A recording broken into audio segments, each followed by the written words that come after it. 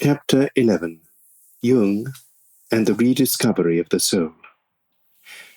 Only those who will risk going too far can possibly find out how far one can go. T.S. Eliot. Our psyche is set up in accord with the structure of the universe, and what happens in the macrocosm likewise happens in the infinitesimal and most subjective reaches of the psyche. C. G. Jung, Memories, Dreams, Reflections.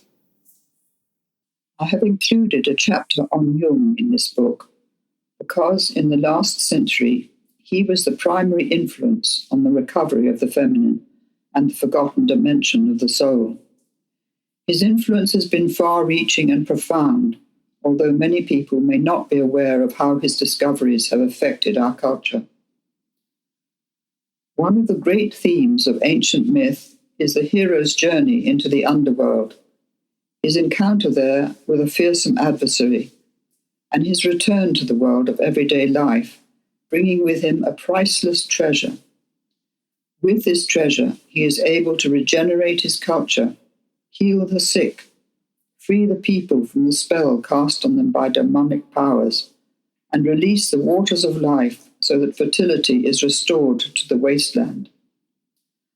It is a timeless theme of life, death, and regeneration, and the essential relationship between the light and the dark, this world and another invisible world, the known and the unknown. Descending to us from Egypt, Mesopotamia, and Greece, this theme underlies all mythologies which suggest that we have become separated from our home in the divine world. It tells of the need to embark on a quest, to enter the wilderness of the unexplored depths of ourselves in order to recover our connection with that world, thereby bringing about our awakening, transformation, and return to the source. Jung was one of the cultural heroes who made the shamanic journey into the underworld of the soul and returned with the treasure that has enriched our culture. His greatest longing and his lifelong work, as he saw it, was to build a bridge between the reality we see and know with our physical senses and another unseen reality. In the field of astronomy, Copernicus and Kepler transformed the medieval worldview by displacing the Earth from its position at the center of the solar system.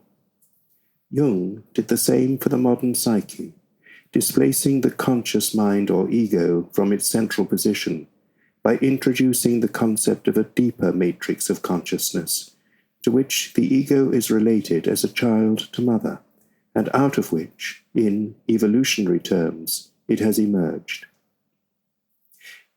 He reconnected the solar consciousness of the rational mind with the lunar consciousness of the instinctual soul, so healing dissociation of the psyche, and restoring to Western culture in a modern context the shamanic way of knowing that has been increasingly lost over some 4,000 years. More specifically, it could be said that he opened the door to the right hemisphere of the brain and to the intelligence of the heart, both of which have been closed off during the course of the scientific revolution of the last 400 years, leading ultimately to the denial of the existence of the soul. As a potential carrier of consciousness for the whole culture, he had to engage with its need to recover the connection to what he called the spirit of the depths. He knew that ignorance of the tremendous power of the archetypes which lie beyond the range of the limited conscious mind puts us at a risk of being taken over by them, falling into fanaticism and the dissolution of our humanity, something that we can increasingly see happening in our world at the beginning of this new millennium. Like many titans of innovative thought who are ahead of their time, he has been contemptuously dismissed by many as a charlatan and a mystic, and to a large extent ignored, notably by members of his own profession of psychiatry. But Jung rediscovered the wider meaning of the word soul, extending and deepening the understanding of it for the whole culture, and rescuing it from the obscurity and neglect into which it had fallen for centuries. In his writings and his practice, soul becomes not so much something that belongs to us as something to which we belong, a vast and unexplored dimension of reality. He knew that our greatest need was for connection with the transcendent, not through belief and faith, but through opening our minds to the existence of that unrecognized dimension, which is the ground of our familiar world. He asked again the great soul questions. What is life? What is God? What is the origin of evil? What is the purpose of our lives on this planet? And how can we fulfill it? Jung felt that Christianity had become transfixed in its belief system and needed to be regenerated by a deeper understanding of its great myth, interpreted as a metaphor of the soul's life in this dimension of reality. Belief had not helped Christians, or indeed believers of other traditions, to fathom the deeper evolutionary intention of the spirit, which he defined as the progressive awakening to awareness of the divinity carried within the human soul.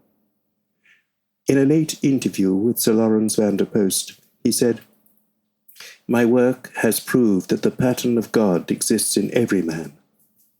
However, he wrote, "We are still looking back to the Pentecostal events instead of looking forward to the goal the Spirit is leading us to.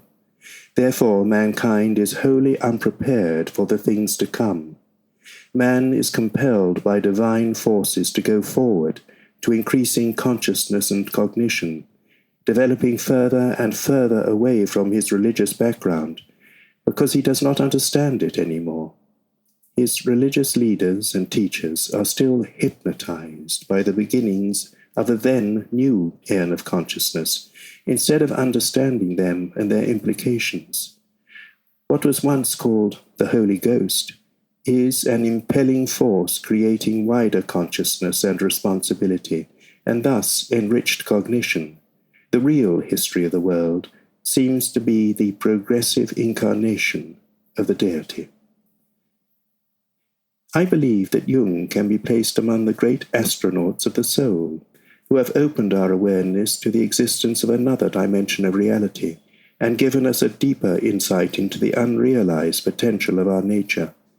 But he was also a scientist who developed a methodology to connect us with the dimensions of the soul, and he drew up a map to guide us.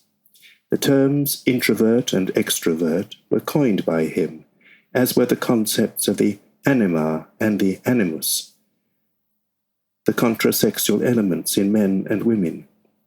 As a prophet, he foresaw the dangers for humanity in the decades ahead, and felt that only a greater insight into our nature could help us to avoid destroying ourselves and much of the planet through the blind hubris of our ego and our addiction to the demonic power of our weapons. Our intellect has created a new world that dominates nature and has populated it with monstrous machines. Man is bound to follow the adventurous promptings of his scientific and inventive mind, and to admire himself for his splendid achievements. At the same time, his genius shows the uncanny tendency to invent things that become more and more dangerous, because they represent better and better means for wholesale suicide. How did Jung gain his insight into the existence of the soul? In the prologue to his autobiography, Memories, Dreams, Reflections, Jung says, "In the end, the only events of my life worth telling are those when the imperishable world erupted into this transitory one. That is why I speak chiefly of inner experiences, among which I include my dreams and visions. These form the prima materia of my scientific work. They were the fiery magma out of which the stone that had to be worked was crystallized." What were these inner experiences? Jung parted from Freud in 1912 when he was 37. During the next 7 years, from 1913 to 1919, when he was trying to develop his own orientation to the treatment of his patients, he deliberately withdrew from his designated position as Freud's successor and turned towards his inner world, setting aside time to respond to and to record a near overwhelming eruption of visions, dreams, and fantasies. He called this period his nekua, a Greek word which describes a descent into the underworld. It is important to note that this experience took place just before and during the First World War, whose catastrophic effects he had foreseen in a series of dreams and visions he had during the autumn of 1913 and the spring of 1914. The idea of war did not occur to him at all, and so he drew the conclusion that he must be threatened by a psychosis. But, as events culminated in the outbreak of war in August 1914, he began to understand the meaning of these visions and dreams, and to take the unconscious seriously as an unrecognized dimension of reality in which all humanity participates. The shaman, or visionary, has to translate the images and words of an unseen world into the language and understanding of his time. His conscious mind, struggling to contain the overwhelming power and numinosity of the experience, will interpret it according to the level of his own understanding and the needs of the age in which he or she lives. Jung had to undergo the original shamanic experience in order to recover the real knowledge that was missing in the culture of his day, and then discover how to communicate that knowledge in a way that people could comprehend.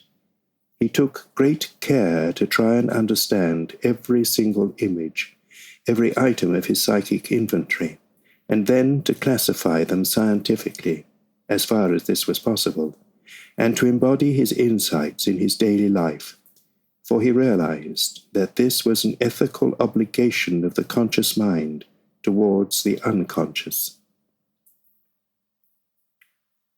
Some have seen the experience of these years as a psychotic episode and have labeled Jung schizophrenic. Others, including myself, see it as a shamanic initiation into the direct experience of a deeper aspect of reality. There are two dangers attendant on this kind of experience. One is the danger of insanity, of being overwhelmed by the material because the conscious ego is not strong enough to contain it and assimilate its meaning. The other is the danger of becoming identified with the material, inflated by it, taking it to be absolute, literal truth, and setting oneself up as a messiah, proclaiming it in the manner of those individuals who have led their credulous followers to a suicidal death, or who anticipate the imminent end of the world and the rapture of the chosen. Prior to 1945, and the discovery of the 52 Gnostic texts at Nag Hammadi in Egypt, there were very few texts that had survived destruction when the Gnostic sects were repressed, and their books outlawed or destroyed by order of the emperors Constantine and Theodosius during the course of the 4th century AD. But by 1912, Jung knew of these few surviving Gnostic texts, and was familiar with the work of the German scholars who had studied them. This enabled him to grasp the significance of the images, fantasies, and dreams that presented themselves to him during these 7 years. He would have known that he was writing in the Gnostic tradition of listening to the voice of the soul, and that what he was experiencing was similar to what the Gnostics had recorded of their visionary and auditory experiences. But, and this is crucially important, he also knew that he had to grow into the meaning of what he had heard. As a psychiatrist, he had to interpret this raw material and embody it in a form that people could understand, that could become the basis of a contemporary understanding of the need for a relationship between the two separated aspects of the psyche, the conscious mind and the deeper dimension of the soul. Jung recorded his experience in over 1,000 handwritten pages and illustrations, many of which he later bound together in a magnificent volume that he called The Red Book, finally published in 2009, which opens with a page written in 14th century German script. Through these beautifully worked pages we can follow Jung's quest for the lost dimension of the soul, how it is rescued from neglect and obscurity, how its life is given meaningful expression in meticulously painted images and words, how it becomes a living reality for him rather than a theoretical abstraction. These moving words record his realization that the soul is an independent living entity or dimension of reality, something whose immense range we cannot grasp, whose voice is the spirit of the depths. I have returned. I am once again there. I am with you. After long years of wandering, I have come again to you. But one thing you must know, one thing I have learnt, that one must live this life. This life is the way to the incomprehensible, which we call divine. I found the right way. It led me to you, to my soul. Then I was still utterly engrossed in the spirit of the times, and thought differently of the human soul. I thought and spoke much about the soul. I knew many learned words about the soul. I judged it, and made a scientific object of it. I did not consider that the soul cannot be the object of my judgment. Much more are my judgment and knowledge the object of my soul. Therefore, the spirit of the depths pressed me to speak to my soul, to call upon it as a living and independent being whose rediscovery means good fortune for me. I had to become aware that I had lost my soul, or rather, that I had lost myself from my soul for many years. The spirit of the depths sees the soul as an independent living being, and therewith contradicts the spirit of the times, for whom the soul is something dependent on the person, which lets itself be ordered and judged, that is, a thing whose range we can grasp. Before the spirit of the depths, this thought is presumption and arrogance. Therefore, the joy of my rediscovery was a humble one. Without the soul, there is no way out of this time. In the course of listening to the voice of the spirit of the depths, Jung encountered a winged figure whom he called Philemon, the being who became his guide to the strange world of the soul, rather as Virgil was guide to Dante. Philemon taught Jung that this unrecognized dimension was as real as the physical world, and that it sought to gain the attention of the conscious mind. Because this idea is so unfamiliar to us, it is something that is extraordinarily difficult for the modern mind to comprehend. Jung found it ironical that he, a psychiatrist, should encounter at almost every step of his experiment the same psychic material which is typical of psychosis. This, he says, is the fund of unconscious images which fatally confuse the mental patient. But it is also the matrix of a mythopoeic imagination which is vanished from our rational age. Though such imagination is present everywhere, it is both tabooed and dreaded. Near the end of his life, he wrote, "It has taken me virtually 45 years to distill within the vessel of my scientific work the things I experienced and wrote down at that time. The years when I was pursuing my inner images were the most important in my life. In them, everything essential was decided. It all began then. The later details are only supplements and clarifications of the material that burst forth from the unconscious, and at first swamped me. It was the prima materia for a lifetime's work." The concept of the unconscious. Jung's great contribution to an expanded understanding of our nature is that our psychic life has, as it were, two poles. Beyond the conscious mind lies a vast unexplored hinterland. The unconscious, or the root and rhizome of the soul, as he called it, whose existence is, even now, not acknowledged by either religion or science. Jung named the aspect of the unconscious that is closest to us and relates to our individual experience of life the personal unconscious. Those feelings and tendencies which may have been repressed due to parental and cultural conditioning, religious indoctrination, social and tribal custom, as well as parental complexes and sibling rivalry. In this part of the unconscious that is closest to consciousness may be found feelings of fear, guilt, anxiety, unacknowledged rage, which have their origin in early traumatic experience. But it also holds the creative potential, the ideas, longings, and creative gifts, which could not be given expression because they were not helped to develop, or because there was no cultural container to receive and develop them. Many people grow up utterly unaware of how complexes in the personal unconscious may direct and constrain them, perhaps stemming from a rigid internalized structure of control and repression, parental or religious, which may have been passed down in their family or culture for generations or, as in the case today in our secular culture, from the total absence of parental care in childhood and the consequent lack of boundaries and support of any kind. The personal unconscious is embedded or nested like a smaller field within the greater transpersonal field of the collective unconscious.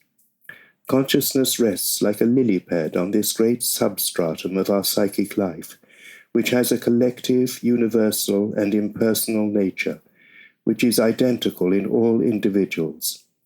Jung described the collective unconscious as the mighty deposit of ancestral experience accumulated over millions of years, the echo of prehistoric happenings to which each century adds an infinitesimally small amount of variation and differentiation.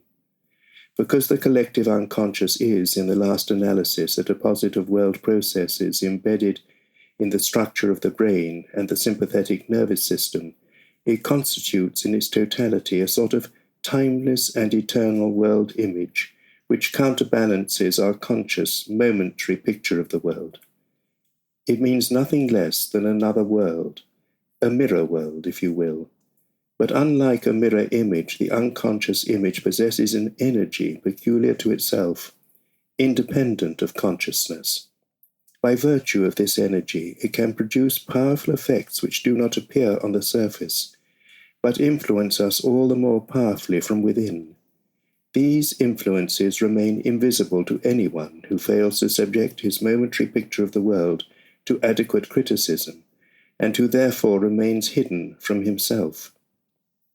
That the world has an inside as well as an outside, that it is not only outwardly visible but acts upon us in a timeless present from the deepest and apparently most subjective recesses of the psyche.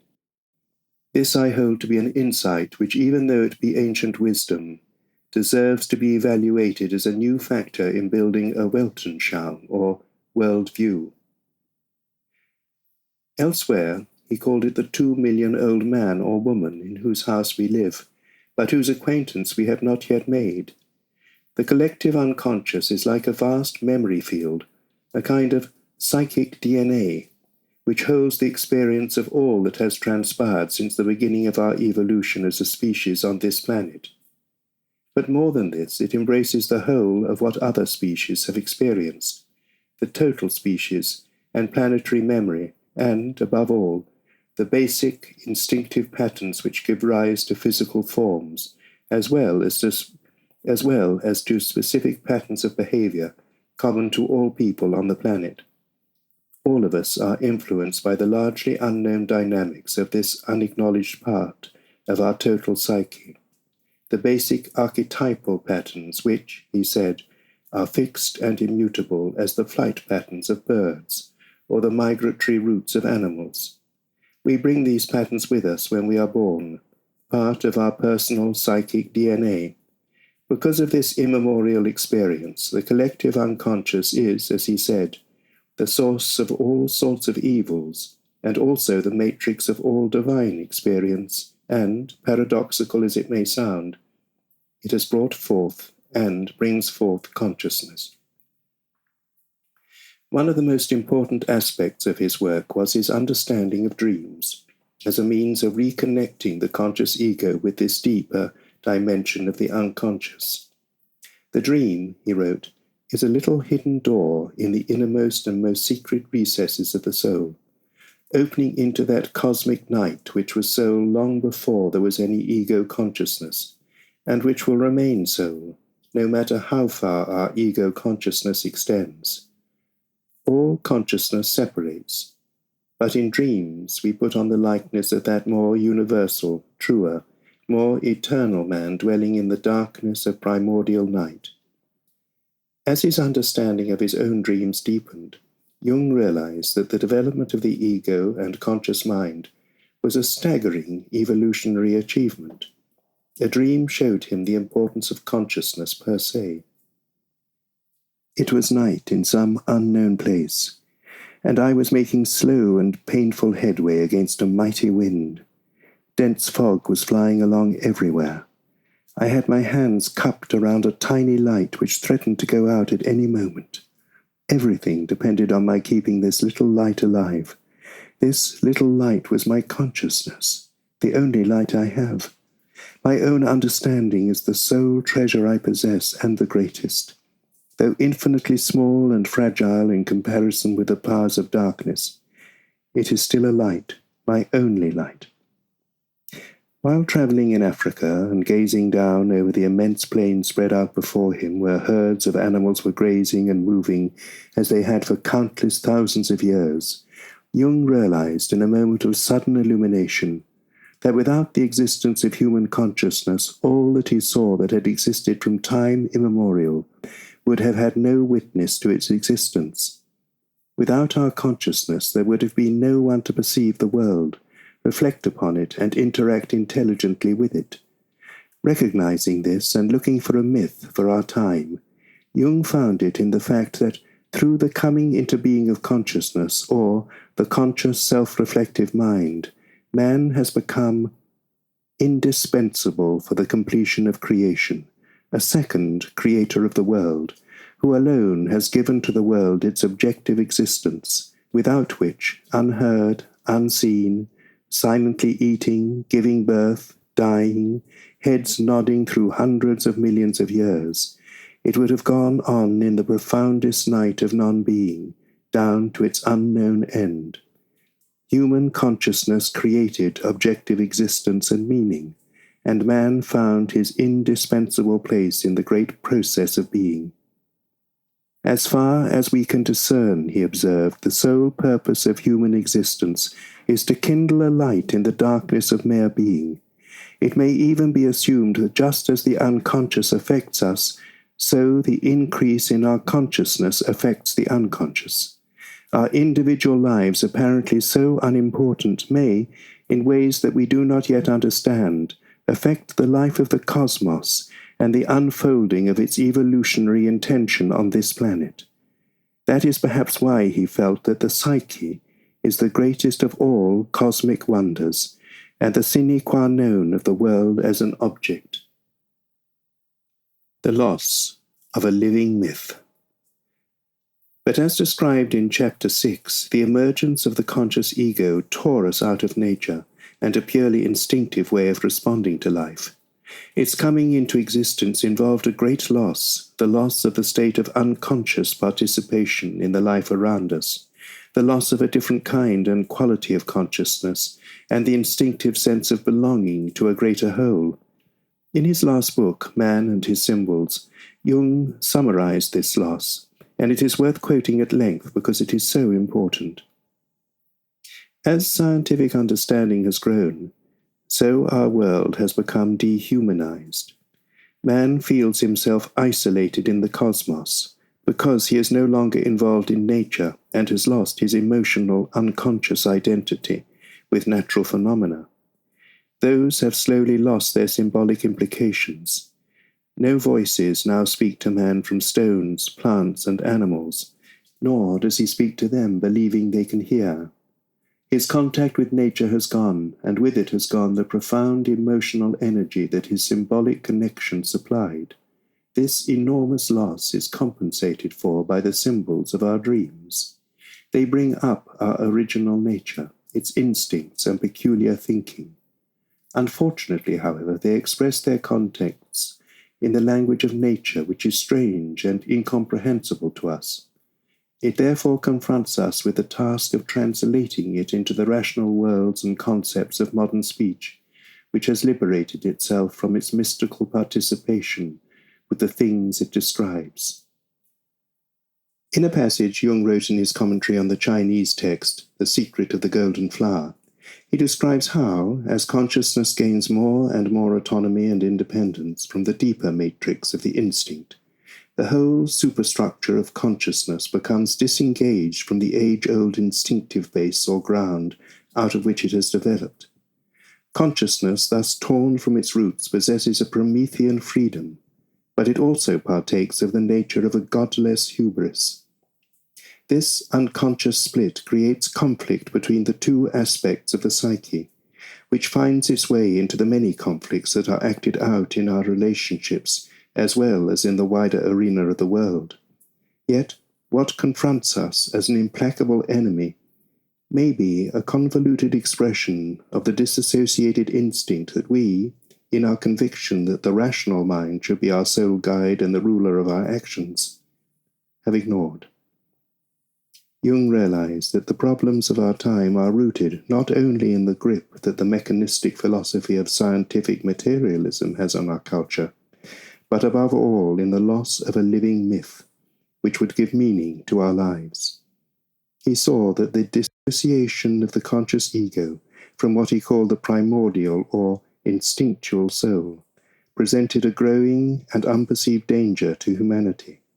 The more we emphasize reason and the supremacy of the rational mind, the greater the danger that instinct, whose power we have failed to acknowledge or understand, would drive, possess, delude, and overwhelm us, and the more we would fall victim to its secular and religious ideologies and utopian goals, which would ultimately lead us to destroy ourselves. The paramount goal we need to focus on is reconnecting our conscious mind with the deeper dimension of the soul.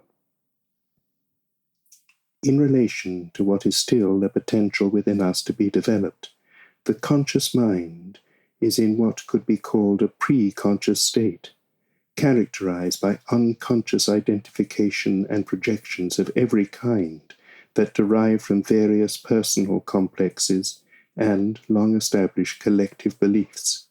Moreover, it is still subject to the immense power of the instinctual drives of the older brain system, which will be described in chapters 12 and 13.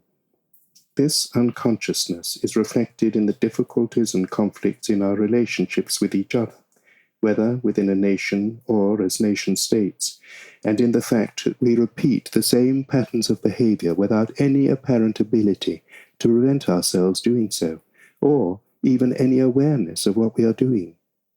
Yet, with insight, we can begin to change these patterns and combat the evils we bring into being by tracing them to their source in our present incomplete concept of reality. The danger of an inflated ego. Jung hoped that if awareness of the fact that there are two poles or dimensions of consciousness could spread through our culture, this would mitigate the dangers of a further inflation of the modern ego or rational mind, which has set up a phobic defense against anything which threatens the hegemony of its current level of understanding. Jung developed this theme in Man and His Symbols, where he writes, "Modern man does not understand how much his rationalism, which has destroyed his capacity to respond to numerous symbols and ideas, has put him at the mercy of the psychic underworld. He has freed himself from superstition, or so he believes, but in the process he has lost his spiritual values to a positively dangerous degree. His moral and spiritual tradition has disintegrated and is now paying the price for this breakup in a worldwide disorientation and disassociation. We have stripped all things of their mystery and numinosity. Nothing is holy any longer. Nowhere is this hubris of the conscious mind more apparent and more dangerous than in the sphere of politics and religion, and no one was more aware of the dangers of this state of inflation than Jung when he wrote, We are threatened with universal genocide if we cannot work out the way of salvation by a symbolic death. By this he meant the death or sacrifice of the omnipotent stance of the conscious mind or ego. On the eve of the outbreak of the First World War, as he recounts in Memories, Dreams, Reflections, Jung had a vivid dream which showed him the necessity of consciously making this sacrifice himself. I was with an unknown brown-skinned man in a lonely, rocky mountain landscape. It was before dawn. The eastern sky was already bright, and the stars were fading. Then I heard Siegfried's horn sounding over the mountains, and I knew that we had to kill him. On a chariot made of the bones of the dead, he drove at a furious speed down the precipitous slopes. When he turned a corner, we shot at him, and he plunged down, struck dead. Filled with disgust and remorse for having destroyed something so great and beautiful, I turned to flee, impelled by the fear that the murder might be discovered. But a tremendous downfall of rain began, and I knew that it would wipe out all traces of the dead. Reflecting on the dream, Jung understood that it highlighted a problem that was being played out in the world. He realized that he had to sacrifice his own unconscious identification with the solar hero, personified by the figure of Siegfried, and the inflated attitude that seeks power and supremacy over others. He understood that when we, either an individual or a nation, do not become aware of the existence of the two aspects of consciousness, both the known and the unknown, we may project an unconscious power drive onto an opponent and embark upon a crusade to eliminate that enemy. As long as the evil is always out there, the world will be torn into opposing ideologies. Walls, psychic and material, will be built to separate enemies. An inflated consciousness is always egocentric and conscious of nothing but its own presence. It is incapable of learning from the past, incapable of understanding contemporary events, and incapable of drawing right conclusions about the future. It inevitably dooms itself to calamities that must strike it dead. Paradoxically enough, inflation is a regression of consciousness into unconsciousness. This always happens when consciousness takes too many unconscious contents upon itself and loses the faculty of discrimination, the sine qua non of all consciousness. Alchemy and the individuation process. One of Jung's greatest legacies was his insight into the mythological symbolism of alchemy, whose importance was conveyed to him in two dreams recounted in Memories, Dreams, Reflections. Most people, when alchemy is mentioned, think of men working in laboratories, trying to turn base metal into gold. But Jung understood that for many alchemists this image was a metaphor for a process of soul transformation, and that when they spoke of the philosophical gold, they were not referring to what they called the common gold, but to the true gold of the spirit, which could, through repeated distillations, washings, and cleansings, be freed from the dross that had accrued to it in the course of human evolution. For many decades, Jung was engaged in extensive researches into the myths of the ancient world, as well as the Christian myth and the lesser-known myth of alchemy. He realized that these different myths arise out of the deep stratum of the soul that holds the collective memories of our evolutionary experience and are elaborated and developed over long periods of time. They demonstrate the basic archetypal patterns and dynamics carried in the individual and collective soul, and thus give us a vital key to understanding human needs and human potential. The unconscious mythic content may be projected onto the figure of an extraordinary individual who, because of the power of the projection, takes on the mantle of an archetypal savior, redeemer, or teacher, which enormously increases the power of the myth and the numinosity of the individual around whom it has been constellated. Because these great stories are not understood as metaphors of psychic processes, but are taken literally, whole cultures may worship a savior figure for millennia, not realizing that this figure personifies an unrecognized content of their own soul.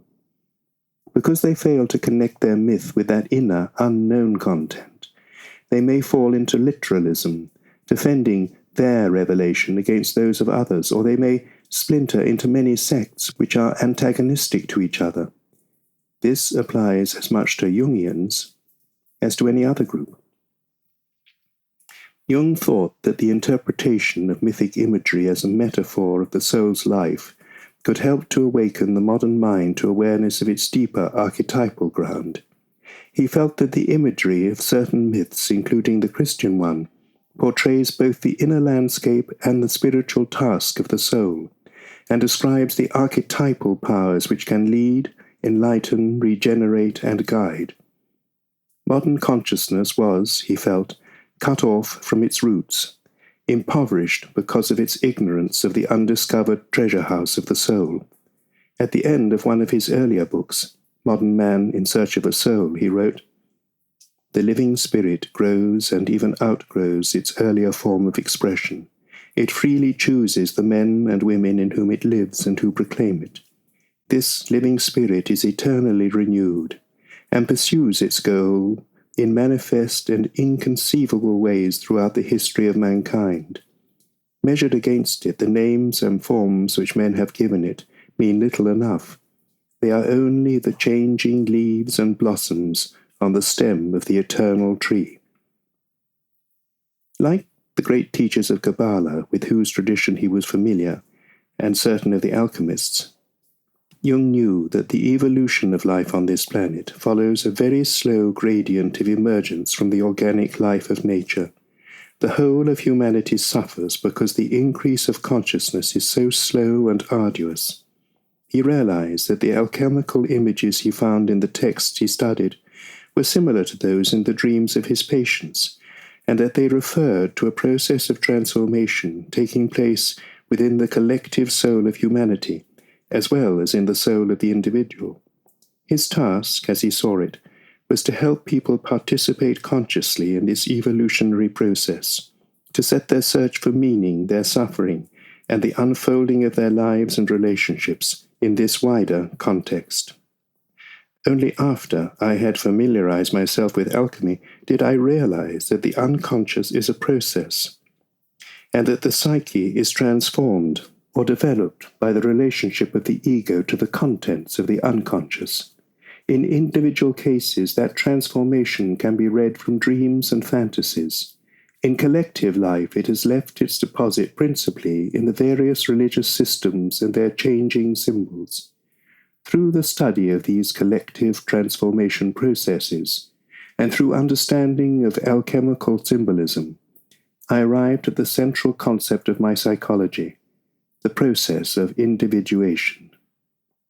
Jung's concept of the process of individuation was to extend or expand the field of our awareness, so that we are able to relate, to some extent at least, to the complex reality of the deeper dimension of the soul. Working to create a relationship with this mysterious entity over many years is like an extended meditation which connects us not only to the life of nature, but to the inner life or soul of the cosmos. In his later writings, soul becomes not something that belongs to us, but something in whose greater life we knowingly participate. If the human soul is anything, it must be of unimaginable complexity and diversity. I can only gaze with wonder and awe at the depths and heights of our psychic nature. Its non-spatial universe conceals an untold abundance of images which have accumulated over millions of years of living development and become fixed in the organism. My consciousness is like an eye that penetrates to the most distant spaces, yet it is the psychic non-ego that fills them with non-spatial images. And these images are not pale shadows, but tremendously powerful psychic factors. Besides this picture, I would like to place the spectacle of the starry heavens at night, for the only equivalent of the universe within is the universe without. And just as I reach this world through the medium of the body, so I reach that world through the medium of the psyche. Jung knew that the modern psyche was in a state of suffering and alienation, because the conscious ego knew nothing of this deeper ground, and therefore could not grow to its full potential, its full stature, through the creation of a relationship with it, nor could the conscious mind or ego protect itself from being possessed or taken over by archetypal elements, having no experience in how to recognize, relate to, or integrate them, a situation that is one of the most dangerous features of our time. He defines sickness or neurosis as a state of incompleteness, and health as a state of wholeness brought about through the reconnection of the conscious mind or ego with the unconscious through paying attention to dreams, synchronistic events, and engaging in a dialogue with the spirit of the depths. Just as a child develops the ability to read and explore, thereby gaining access to an immense field of information relating to the physical world, so, he thought, we could gain experience of the dimension of the soul that lies beyond the threshold of the conscious mind. The conscious mind can listen, interpret, assess, and apply what is discovered through experience. It can also challenge or disagree with the content of what is brought to its attention. But if it does not accept the existence of such a dimension, it can also block access to it through ridicule, denial, or overt repression. If the imagination is allowed no access to what lies beyond the current parameters of the rational left hemisphere mind, it is likely to degenerate into destructive, even pathological fantasies and behavior. If we seek proof of the sickness of the modern psyche, we need look no further than the constant celebrations of violence on our television screens, the growing arsenal of our weapons, and the fundamentalist and polarized stance of so many who claim allegiance to a specific religion and promote their agenda in terms of a battle between good and evil. From the alchemists, Jung took the idea of the unus mundus, a unifying cosmic ground in which both matter and psyche participate, and whose connecting substratum gives rise to synchronicities as well as to miraculous healings, visionary experiences, and sudden illuminations. In his 7 Sermons to the Dead, included in the Red Book, the Gnostic teacher Basilides describes this primary ground of being as the pleroma, the root of all, present within all, beyond all, a boundless, indefinable, and totally transcendent dimension of reality, which nevertheless permeates our world in the way that sunlight permeates air. There is no clearer description of the cosmic dimension of soul. Just before he died, Jung said to a friend, "I am practically alone. There are a few who understand this and that, but almost nobody sees the whole. I have failed in my foremost task to open people's eyes to the fact that man has a soul, and that there is a buried treasure in the field, and that our religion and philosophy are in a lamentable state." But he did not fail. The seeds sown by him are beginning to bear fruit, not only in the branch of psychology which has taken his name, but in the culture as a whole. He asked the basic question: is man related to something infinite or not? That is the telling question of his life. Only if we know that the thing which truly matters is the infinite, can we avoid fixing our interest upon futilities and upon all kinds of goals which are not of real importance. The more a man lays stress on false possessions, and the less sensitivity he has for what is essential, the less satisfying is his life. He feels limited because he has limited aims, and the result is envy and jealousy. In the final analysis, we count for something only because of the essential we embody, and if we do not embody that, life is wasted. Jung believed that the wider dimension of soul included the 2 polarities of matter and spirit, the finite and the infinite. But these were not separate as we had been taught, but were 2 poles of an underlying spectrum of reality which interact with each other. He knew the power of Christianity to hold society together was waning, and that we needed a radically different image of God, one that did not split nature and matter from spirit. It was only quite late that we realized, or rather are beginning to realize, that God is reality itself, and therefore, last but not least, man.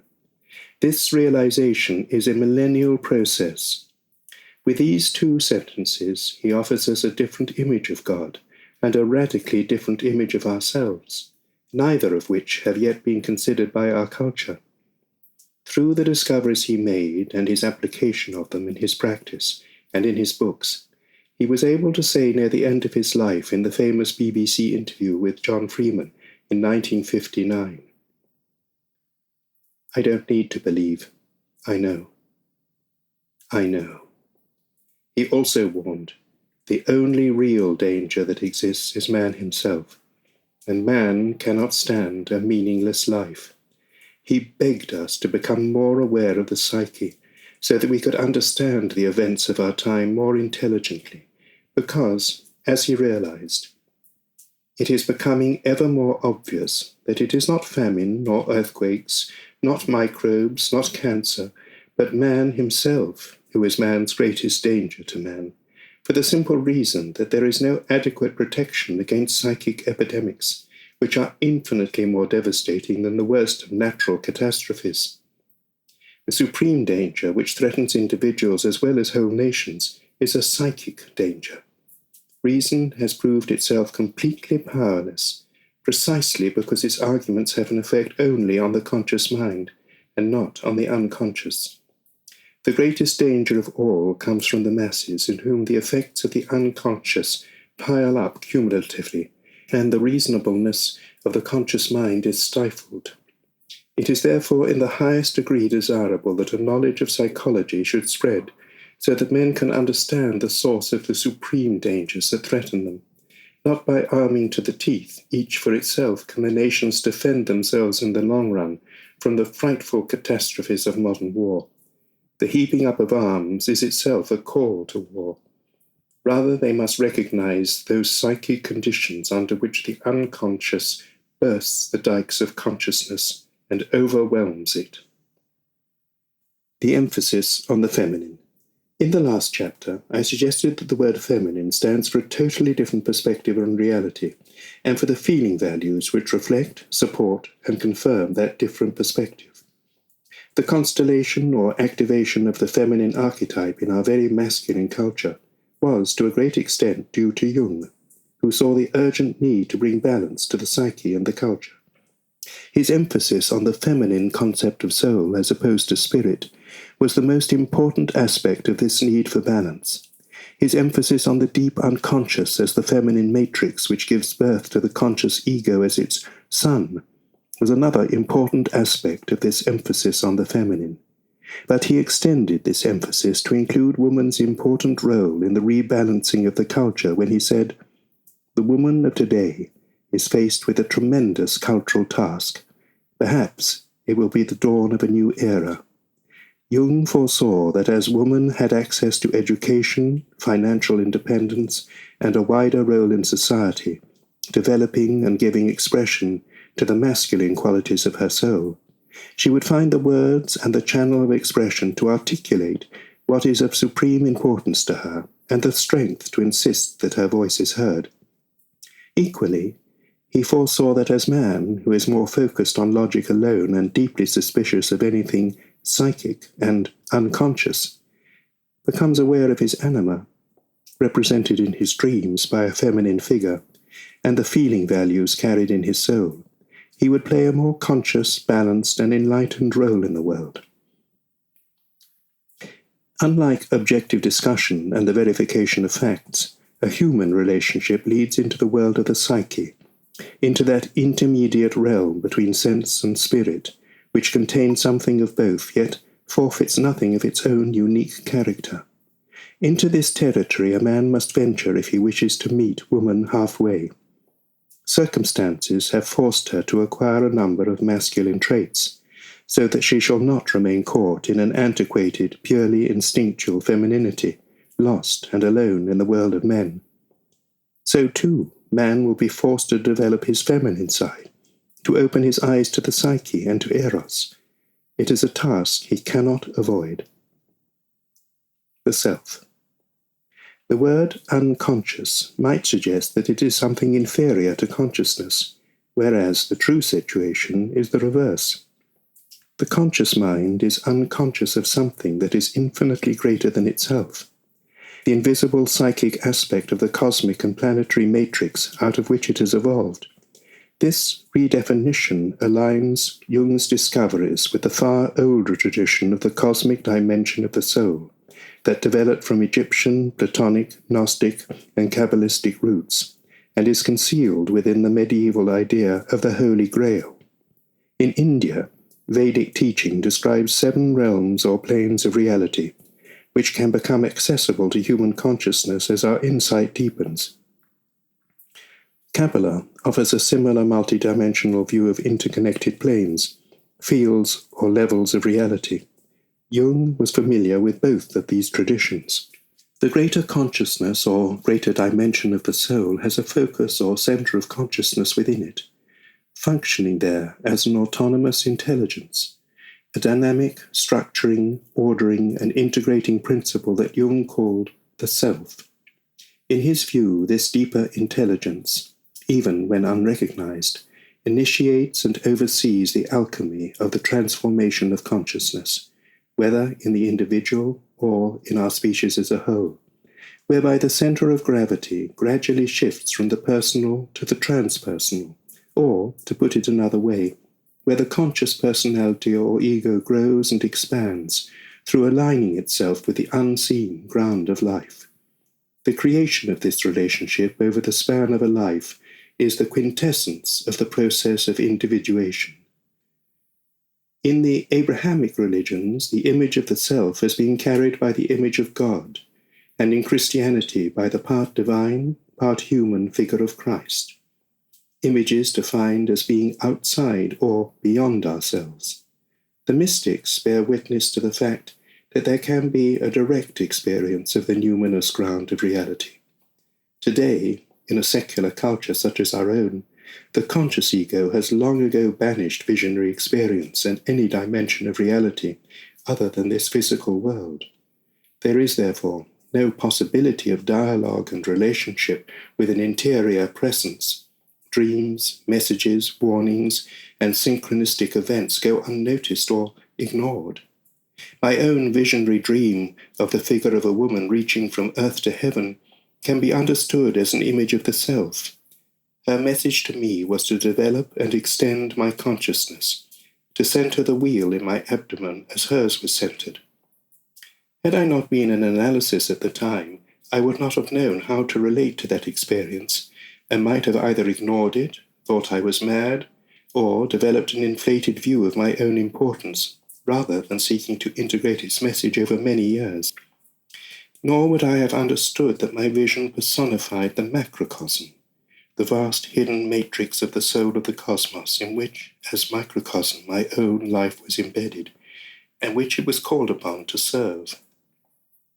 An encounter with the self can be at once terrifying and life-transforming.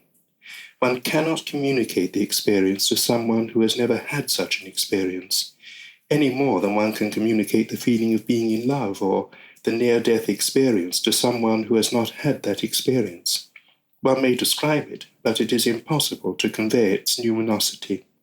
The self might be thought of as the archetype of wholeness, and its intention is to restore wholeness to the human psyche that has been so fragmented, even through means which may at first appear to be destructive.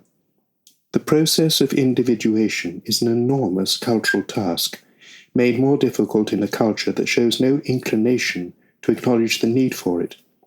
Anyone who enters the lonely path of individuation through whatever door is drawn to respond to the suffering of the world. Working at this deep level for many years creates a bridge between 2 dimensions of reality. Through this work, we are connected more deeply, not only to the life of this planet, but to the invisible dimension of the cosmos. Marriage might best describe this relationship. The general ignorance of the existence of the cosmic dimension of soul and our lack of relationship with it goes far to answer the question of why the suffering of humanity. Despite a phenomenal improvement in our health, longevity, and standard of living, at least in some of the industrialized nations, is so difficult to eradicate. This ignorance also sheds light on why people, despite their religious beliefs, and often because of them, continue to behave in such unconscious, brutal, and destructive ways that injure or destroy their own lives, as well as those of others. So much of this cruelty springs from deep psychic wounds, many of them culturally imposed, of which people are unaware and which therefore remain inaccessible to healing. Religious indoctrination, such as the belief in original sin, a punishing, judgmental God, or the inferiority and dangerous sexuality of women, may inflict such wounds, many of them originating centuries ago, but still carried in the memory field of the collective unconscious. In the midst of their suffering, millions have cried out, "Why does God allow these things to happen? Why can't he intervene to help us?" But Jung knew that God cannot prevent human suffering any more than he can prevent human cruelty, avarice, and greed. Only insight into our own nature and its power both to create and destroy can change our deeply ingrained habits of aggression, and therefore our suffering.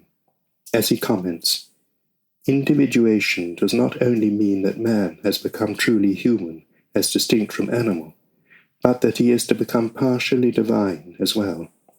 That means practically that he becomes adult, responsible for his existence, knowing that he does not only depend on God, but that God also depends on man.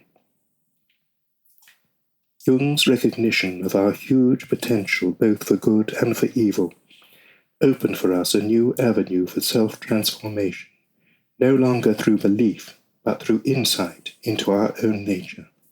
He wrote these prophetic words in the same letter. "We have become participants of the divine life, and we have to assume a new responsibility, viz., the continuation of the divine self-realization, which expresses itself in the task of individuation. The responsible living and fulfilling of the divine love in us will be our form of worship of and commerce with God. His goodness means grace and light, and his dark side the terrible temptation of power. Man has already received so much knowledge that he can destroy his own planet.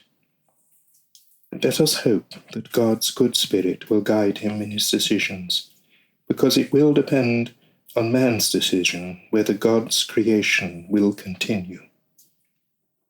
Of the self, Jung wrote, "Even the enlightened person remains what he is, and is never more than his own limited ego, before the One who dwells within him, whose form has no knowable boundaries, who encompasses him on all sides, fathomless as the abysms of the earth and vast as the sky." The shadow. Jung's understanding of the shadow is one of the most important aspects of his work, and will be explored in the next chapter. He was deeply aware of the need for us to become aware of the unconscious drive for power and dominance, and the obsessive need for control that affects so much of the way governments conduct themselves in the world, and their relationships with other nations as well as the people they govern. This drive is reflected in unconscious habits of behavior, which perpetuate war, oppression, and suffering. He repeatedly spoke of our power to destroy not only our species, but to create widespread devastation on the planet. One of his closest colleagues, Marie-Louise von Franz, said in the film Matter of Heart that towards the end of his life Jung had a vision of enormous stretches of the earth devastated, and another just before he died, of which he said, "Thank God it wasn't the whole planet." At the end of The Undiscovered Self, he wrote, "A mood of world destruction and world renewal has set its mark on our age. This mood makes itself felt everywhere, politically, socially, and philosophically. Coming generations will have to take account of this momentous transformation if humanity is not to destroy itself through the might of its own technology and science. As at the beginning of the Christian era, so again today we are faced with the problem of the general moral backwardness of our species, which has failed to keep pace with our scientific, technical, and social progress. So much is at stake, and so much depends on the psychological constitution of modern man. Is he capable of resisting the temptation to use his power for the purpose of staging a world conflagration?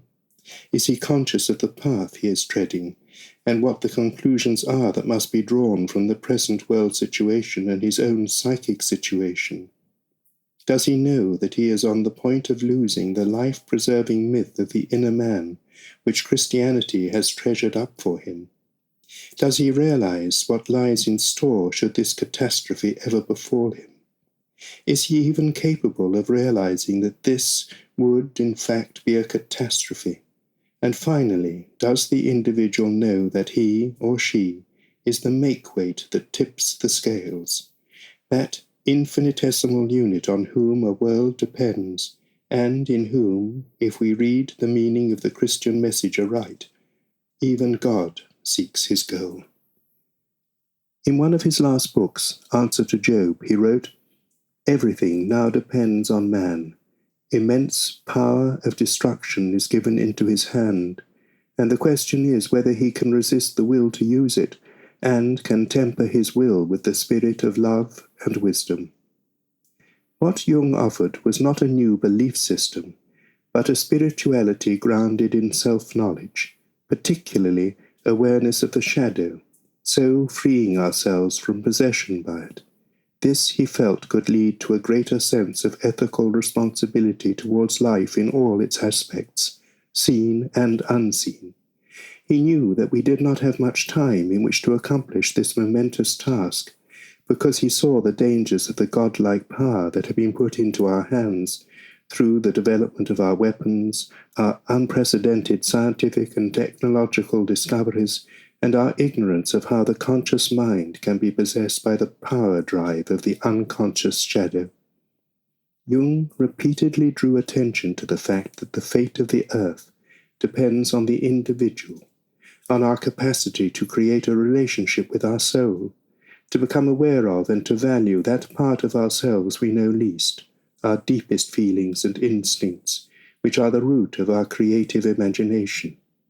This instinctual dimension of ourselves, so disassociated from consciousness, so little explored and understood, is the matrix of our creative life, and is immeasurably older and sometimes wiser than the more recently developed aspects of ourselves we call our rational mind. But it also holds the predatory habits of behavior inherited from our mammalian and reptilian past.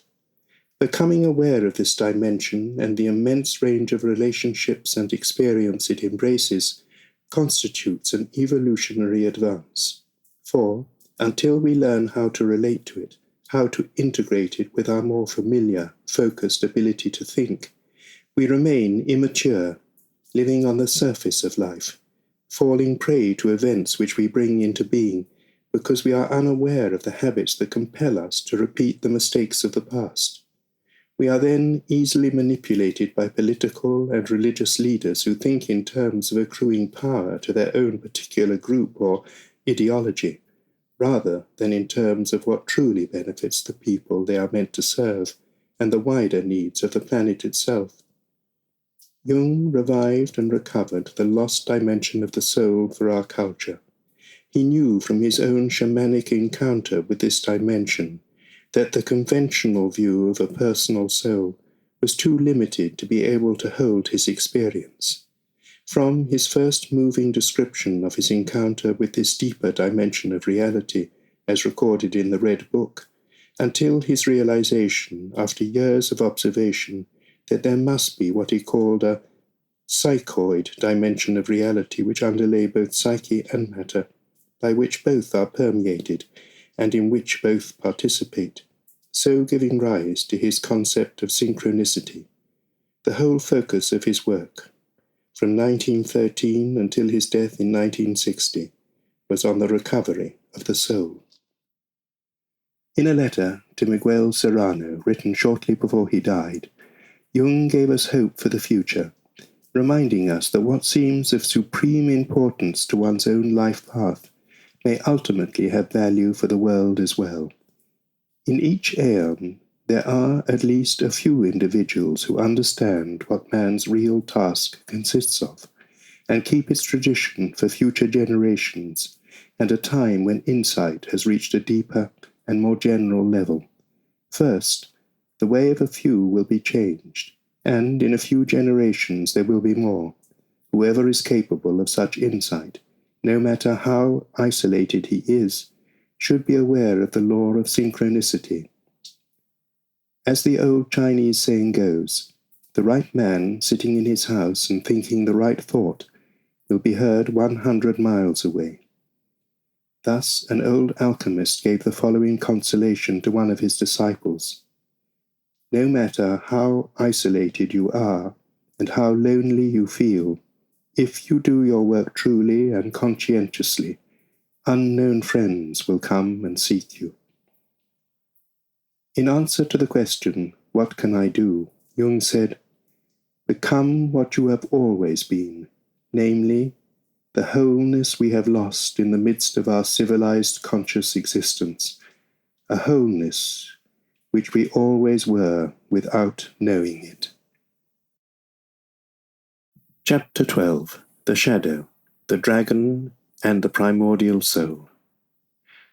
One does not become enlightened by imagining figures of light, but by making the darkness conscious. Carl Gustav Jung.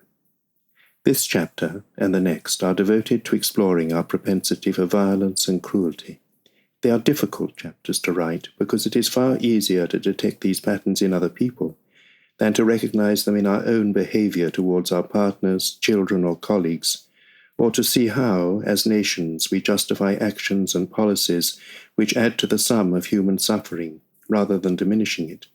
Yet, shining the light of consciousness on this opaque aspect of our nature may be one of the most challenging tasks facing us in this new millennium.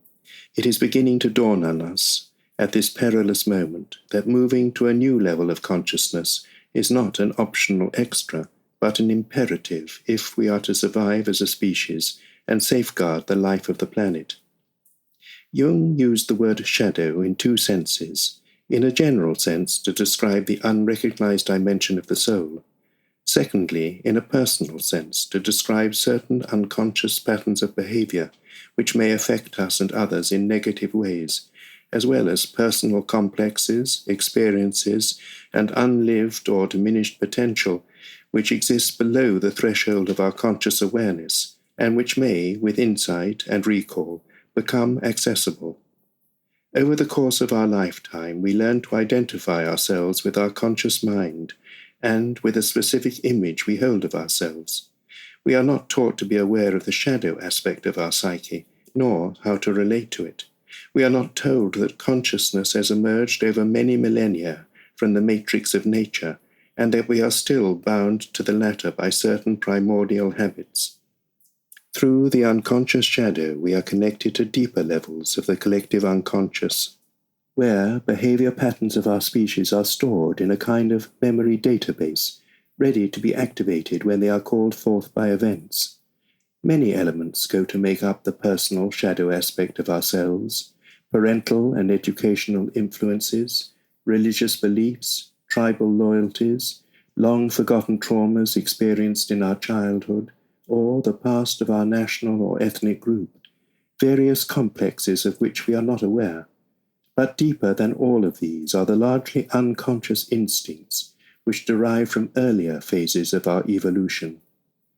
As suggested in chapters 9 and 11, for all our remarkable intellectual and technological achievements, we are still, as a species, in a relatively unconscious or pre-conscious state, still liable to be taken over by an aspect of our nature that we know very little about.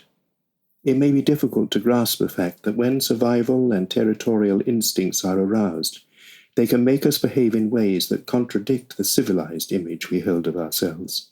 We justify our actions, saying that they are necessary for our personal or national survival.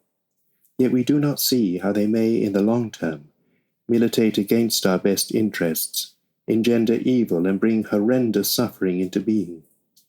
250 years ago, the French philosopher Jean-Jacques Rousseau began his book, The Social Contract, 1762, with the words, "Man is born free, and everywhere he is in chains."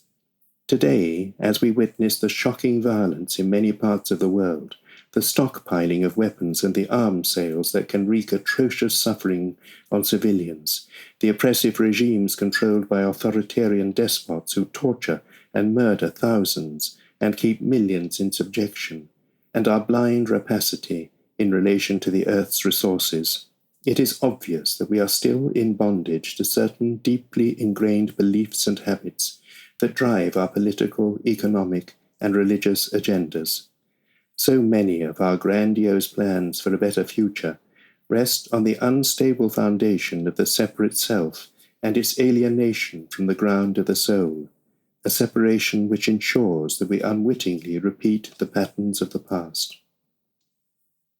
The dragon as an image of primordial fear. I remember a dream I had just after I had decided to publish The Birds Who Flew Beyond Time, against the advice of a close friend. She was frightened that I might incur a fatwa for using a revered Islamic text to create a modern story for children. I told her that I had taken the decision to go ahead with publication. That night, I dreamt that an enormous dinosaur was ravaging the countryside, devouring hundreds of people every day. The ground was flat and treeless. There was nowhere to hide, no protection from its devouring jaws.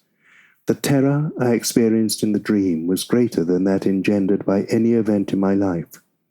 I realized that this dragon dinosaur was an image of primordial fear carried deep in my psyche, a graphic image of everything that has aroused terror since the beginning of our evolution as humans, and before that as animals on this planet. The root of this terror is the experience of death at the hands of a creature or event of overwhelming power.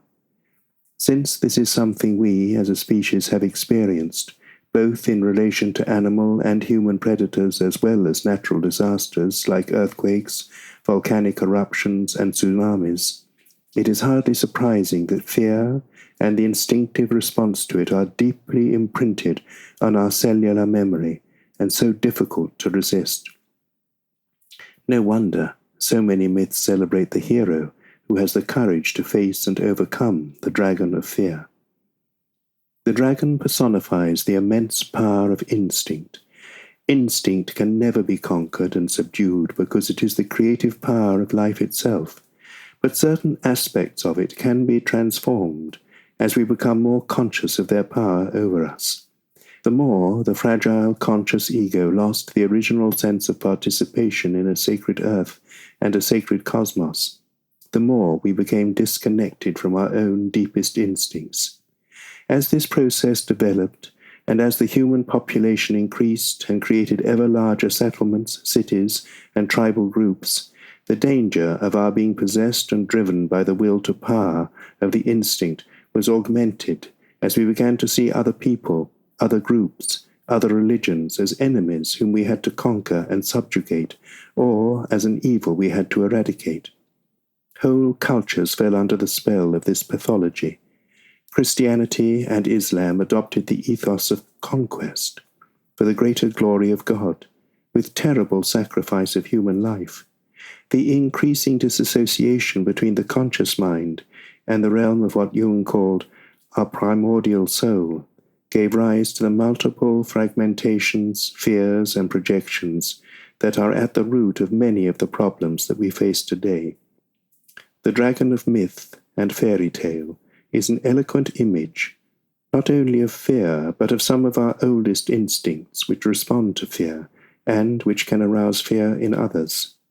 They may appear in our dreams, not only as a dinosaur, but as other animals such as a mammoth, rhinoceros, wild boar, saber-toothed tiger and lion, representing not only things we may be frightened of, but powerful instincts within ourselves that may frighten or threaten others. We bring these primordial instincts with us when we are born, as part of our psychophysical DNA. We carry them because we have evolved out of nature, with nature's power both to create and destroy. These instincts are activated, programmed, and reinforced in each generation by our experience of family, school, and our encounter with the wider world, and the values, beliefs, and models of behavior we absorb in different cultures as we grow up. In the event of war or tribal conflicts, these instincts and their emotional manifestations can burst through the fragile container of civilization we have painstakingly constructed and run amok, destroying all in their path, much as the dragon of myth does. This pattern has gone on for millennia without our gaining much understanding of what happens when these archaic instincts take us over, or of being able to anticipate and prevent this happening. Potentially, we have access to the priceless treasure the dragon guards, the possibility of freeing ourselves from the unconscious programming of countless millions of years, transmuting these primordial habits into the creative energy needed to throw off our bondage to them, so that Rousseau's famous sentence need no longer apply. Throughout the solar era, the myth of the battle between hero and dragon was framed in terms of the battle of light against darkness and good against evil, with the belief that good would ultimately triumph over evil. Within the psyche, darkness was unconsciously identified with the fear of slipping back into the state of nature. Yet regressing into a state of nature is precisely what we do when we fall under the power of these atavistic habits of behavior. With the psychological insight now available to us, we can perhaps realize that the battle is not so much with enemies in the world as with these primordial habits that cause us to regress into unconsciousness and repeat the behavior patterns of the past. The real locus of the battle of light against darkness is the conscious mind and the immense effort of consciousness required to become aware of the moral quality of our own behavior, to assess whether it is conducive to bringing good or evil into being. Secondly, it is to become aware of the tendency to project evil onto others, while failing to recognize the same propensity for evil in ourselves. The image of the fight with the dragon can be reframed in relation to this dragon lurking in our shadow, rather than solely to the specific threats we encounter in the outer world. Primordial instincts, predator and prey. The reptilian brain we carry within our triune brain system came into being about 500 million years ago, the mammalian brain about 120 million years ago. In our human species, immensely powerful instincts are carried through into the field of human relationships from these older brain systems: survival instincts, territorial instincts, sexual instincts, and the millions of years old programming of predator and prey. Because these archaic instincts function at a deeply unconscious level, we, who see ourselves as the summit of creation, may nevertheless be influenced, even controlled by habits formed during pre-human or early human phases of evolution. Fear of becoming prey can swiftly transform us into predators. Fairy tale and myth have given us many images of the destructive power of our instincts. The dragons emerging from their caves to ravage the countryside and destroy everything in their path, demanding live sacrifices as their daily food. The Gorgon turning all who saw her to stone. The transfixing power of the predatory aspect of instinct has been drawn for us today by Tolkien in The Lord of the Rings as the loathsome spider, Shelob, whom Frodo had to overcome in a desperate fight. These images symbolize pre-human instincts which, still overwhelmingly powerful in relation to our fragile conscious selves, can draw us back into self-destructive patterns of behavior, or into behavior towards others which transfixes them with terror. Then, in a state of psychic inflation, we lose our humanity, our capacity for relationship, empathy and compassion, and the priceless attainment of the differentiation of consciousness from autonomous unconscious processes. We revert to becoming ruthless predators, destroyers of the lives of others who become our prey. Because we have lived in identification with the tribal, national, or religious group for so many millennia, And because we have so little understanding of how the collective psyche works, it is extraordinarily difficult for an individual to stand against these archaic drives, to resist being swept away by the emotion, whether fear, anger, or hatred, that can spread like a forest fire through the dry tinder of the group, and can transform itself, as tension mounts, into the pathology of a mass psychosis. Then millions of individuals, the vast majority males, willingly, even eagerly embrace war, and will acclaim a leader whose declared aim is the defeat or annihilation of an enemy. Killing then becomes a patriotic virtue, even a religious duty. There is a strange saying of Jesus in the Gnostic Gospel of Thomas.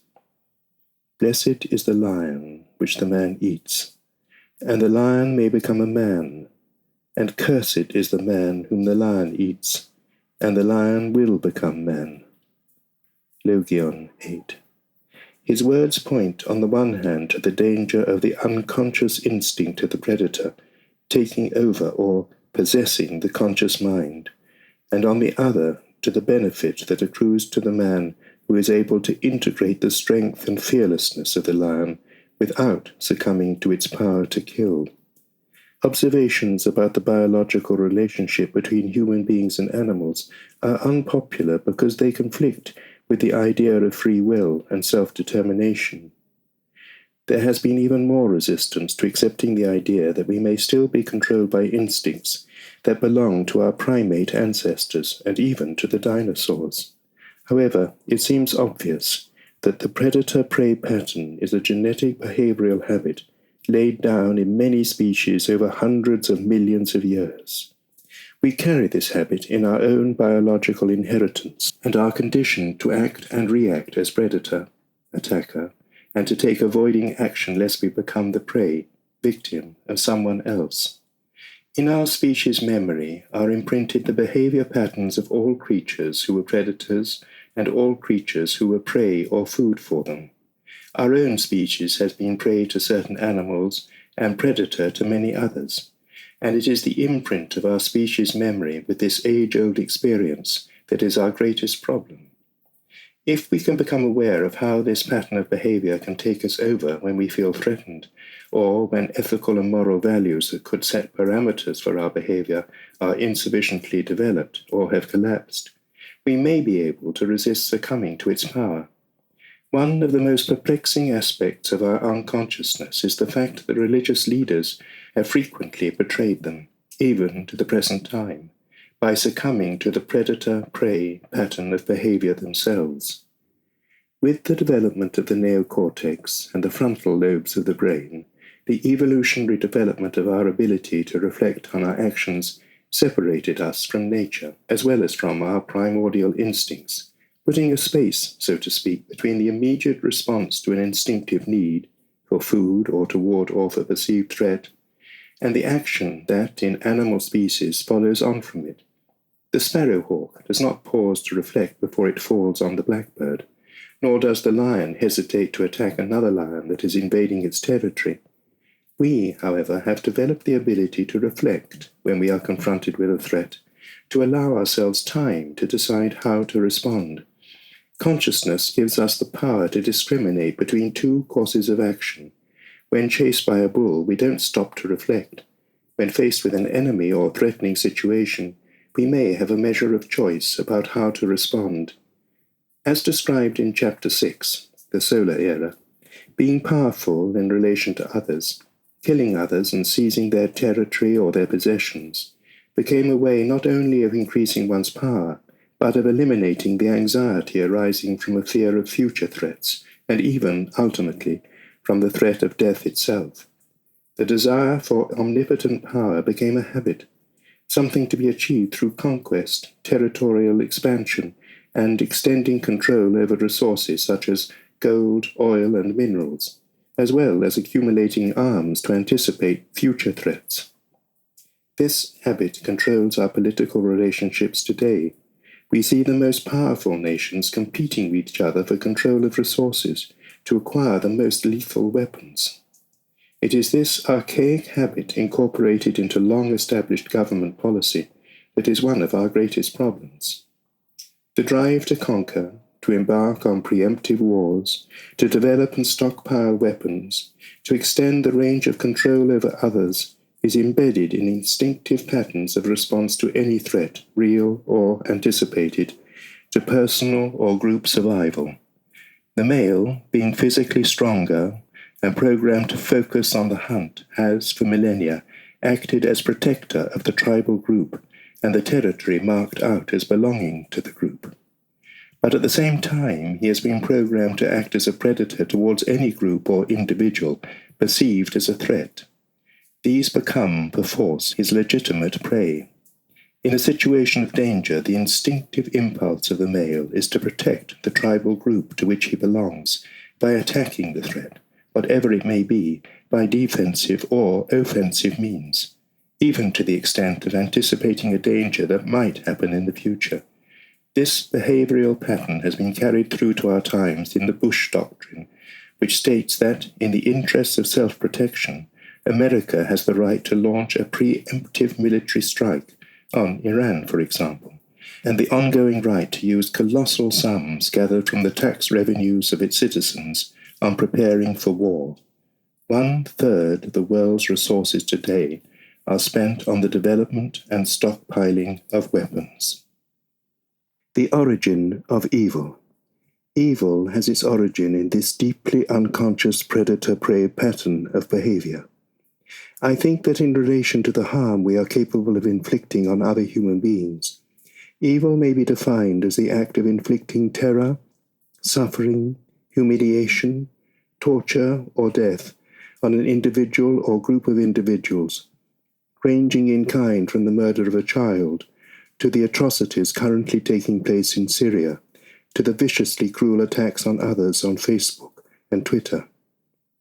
One of the most difficult things to recognize is that each one of us is capable of acting in a hateful, cruel, or evil way, or of being complicit in these ways of behaving, whether as an individual or as the member of a government, institution, corporate body, or nation. These traits may emerge when we feel threatened and may cause us to act collectively in ways that, in the context of our individual lives, we would find unacceptable.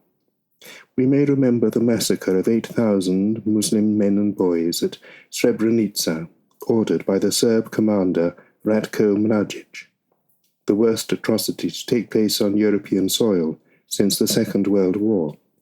The fact that thousands of Serbs rallied to support him as a war hero when he was apprehended in 2011 and extradited to stand trial for war crimes in The Hague shows how difficult it is to change collective habits of behavior when tribal loyalty is involved.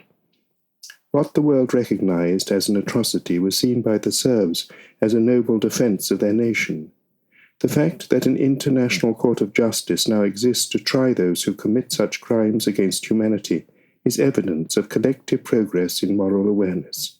But this progress requires perpetual vigilance, lest we slip back into old unconscious habits. 3 experiments. In the 20th century, 3 experiments revealed how easy it is to persuade people to inflict pain on others. The Ash Conformity Experiment, 1951, the Milgram Experiment, 1963, and the Stanford Prison Experiment, 1971. The first showed that by our unconscious desire to conform to the expectations of the group, we could deny the evidence of our own eyes. The Milgram experiment, which invited students to inflict incremental electric pain on people in another room by remote control, revealed that when authority figures told them to proceed with the experiment, people could subject others to potentially lethal electric shocks, going against their own instinctive revulsion. The victims were actually actors and the shocks not real. Obeying orders without reflecting on what they were doing, they lost the capacity for empathy with their victims, the instinctive ability to know when to stop inflicting pain. They went on increasing the intensity of the electric shocks until the person supervising the experiment put a stop to it. The third experiment, Stanford Prison, showed that ordinary, well-meaning people could be transformed into either cruel tyrants or cowering victims in response to the situations in which they found themselves. Student volunteers were divided into two groups, prisoners and guards.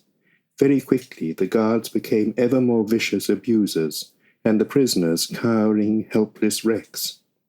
The fact that they all knew the situation was entirely artificial did not stop the descent into barbarity. All three experiments are highly relevant to understanding how we can be drawn into acceptance of a situation of institutionalized evil, such as the horror of the Holocaust, or the mass exterminations of Stalin, or the murder of unarmed civilians ordered by autocratic regimes, most recently in Syria. Obeying orders is one of the principal ways in which this can happen. In the experiments mentioned above, none of the participants who acted out the cruel behavior demanded of them by their superiors was intrinsically evil, but all became capable of this behavior when the system demanded their compliance. In all three of the above experiments, some individuals did resist the opportunity to hurt or terrify others. Some, horrified, did protest. One such observer, Christina Maslach, even brought the Stanford prison experiment to an early close, insisting that it be reduced from the planned 2 weeks to 6 days. Philip Zimbardo, who originally masterminded this experiment and later married Christina Maslach, has written a book called The Lucifer Effect: How Good People Turn Evil.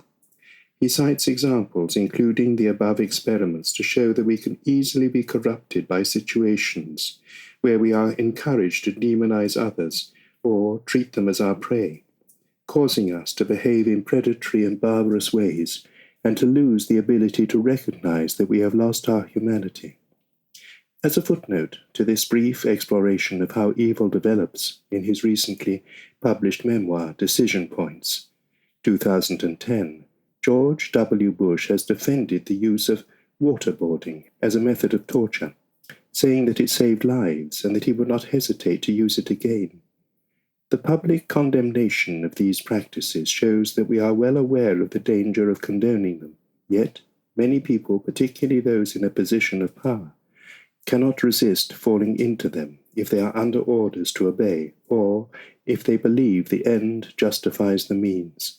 Others are able to resist the call to obey orders, as in the example of Egypt 2011, where soldiers refused to fire on civilians. The danger of corporate thinking. Membership of a national, religious, or corporate body tends to draw the individual's allegiance to that body as the primary moral directive. This may lead to situations where loyalty to the corporate body overrides the capacity for empathic, ethical behavior and respect for the individual as well as for people in general. The Canadian philosopher John Ralston Saul, in his book The Unconscious Civilization, describes the danger of this way of thinking, which is rooted in the long-term behavior of religious institutions as well as in the instinctive pattern of group bonding. It has spread throughout modern society into many of our institutions, including those of government, the banking system, the media, international corporations, and above all, the military. To give one example, at the time of writing, 5 biotechnology firms own the majority of all seeds worldwide, controlling which seeds, including many that are genetically modified, are available to farmers. This corporate allegiance is also found in the drive to extend control over markets and commodities, ignoring the suffering and poverty of the people working to extract these valuable resources that benefit giant corporations and corrupt governments, but never themselves. Commercial rivalry is exacerbated by economic and political rivalry between the most powerful nations. In a different context, it may be found in the corporate allegiance of any public body, such as the police, unions, banks, local councils, social workers, health and safety executives, etc. Any such body may lapse into authoritarian behavior, exhibiting a lack of empathy with the unfortunate people who happen to fall under its control, or are sacrificed to its bureaucratic agendas. George Orwell, in his novel 1984, brilliantly describes the helplessness of citizens when confronted with the power of the corporate state and its insidious methods of surveillance and control. The shocking treatment of the people of the Chagos Islands mentioned in chapters 6 and 10 is a prime example of this mentality, but there are others where the individual has no redress or appeal against the power of the state, even in so-called democratic countries. An example of the corporate mentality. One of the most revealing examples of the dangers of corporate mentality has been described by Carol Cohn, a woman teacher who, with 47 other teachers, spent the summer months of 1984 in an enclosed environment with a group of defense intellectuals. Because it is so relevant to an understanding of the shadow, I have extracted the main features of her article at some length. There is no clearer example than this paper of the danger of unbalanced left hemispheric thinking, the kind of thinking brilliantly explored and described by the psychiatrist Ian McGilchrist in The Master and His Emissary, The Divided Brain and the Making of the Western World, whose thesis was explored in Chapter 9. The remit of the group Carol Cohn joined was to teach a course on nuclear weapons, nuclear strategic doctrine and arms control, and to explain and defend the strategy which justifies nuclear weapons as a deterrent. What most shocked Carol Cohn as she listened to the men passionately discussing nuclear war and weaponry was the abstraction from reality of their thinking, the arcane language, the total absence of any sense of empathy, revulsion, or moral outrage in the scenarios they were contemplating and discussing. She was also struck by the euphemistic language used by these experts. For example, they're referring to the deaths that would result from the use of nuclear weapons as collateral damage, a term used by Donald Rumsfeld during the Iraq War. Other terms used were escalation dominance, preemptive strikes, sub-Holocaust engagements.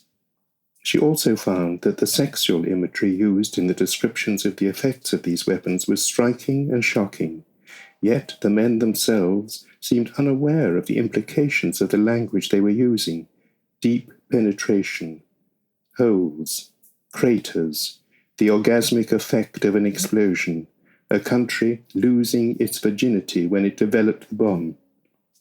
As she listened and learned their special terminology until she too felt herself to be an insider, she saw that the entire nuclear bomb project had become associated with the male power to give birth.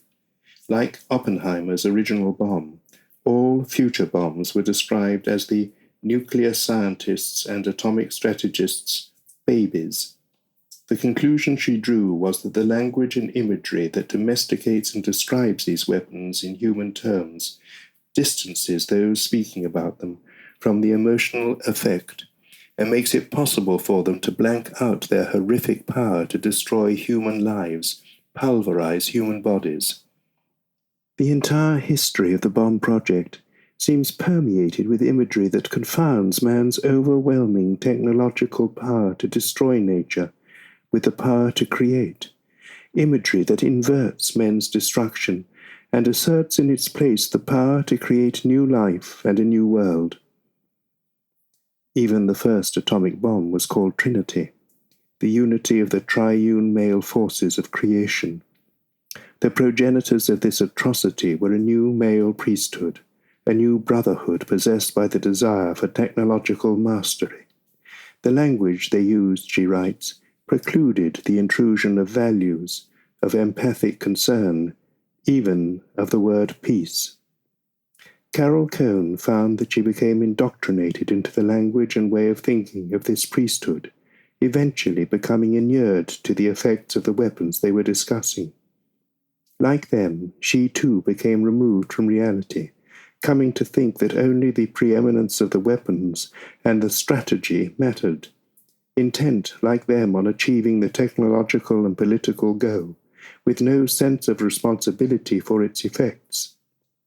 Fortunately, She retained enough objective insight to observe what was happening to her.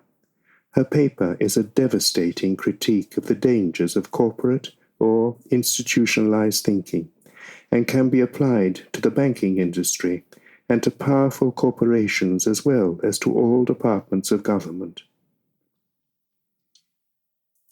The Eichmann syndrome. In situations where people are told to inflict torture or suffering on others by a higher authority, they can easily become desensitized and even immune to other symptoms of suffering or terror. This pattern of behavior can be related to what might be called the Eichmann syndrome, whereby people can be brainwashed into abysmally barbaric behavior by being trained to obey orders without question. Eichmann wrote in his memoirs, "From my childhood, obedience was something I could not get out of my system. It was unthinkable that I would not follow orders."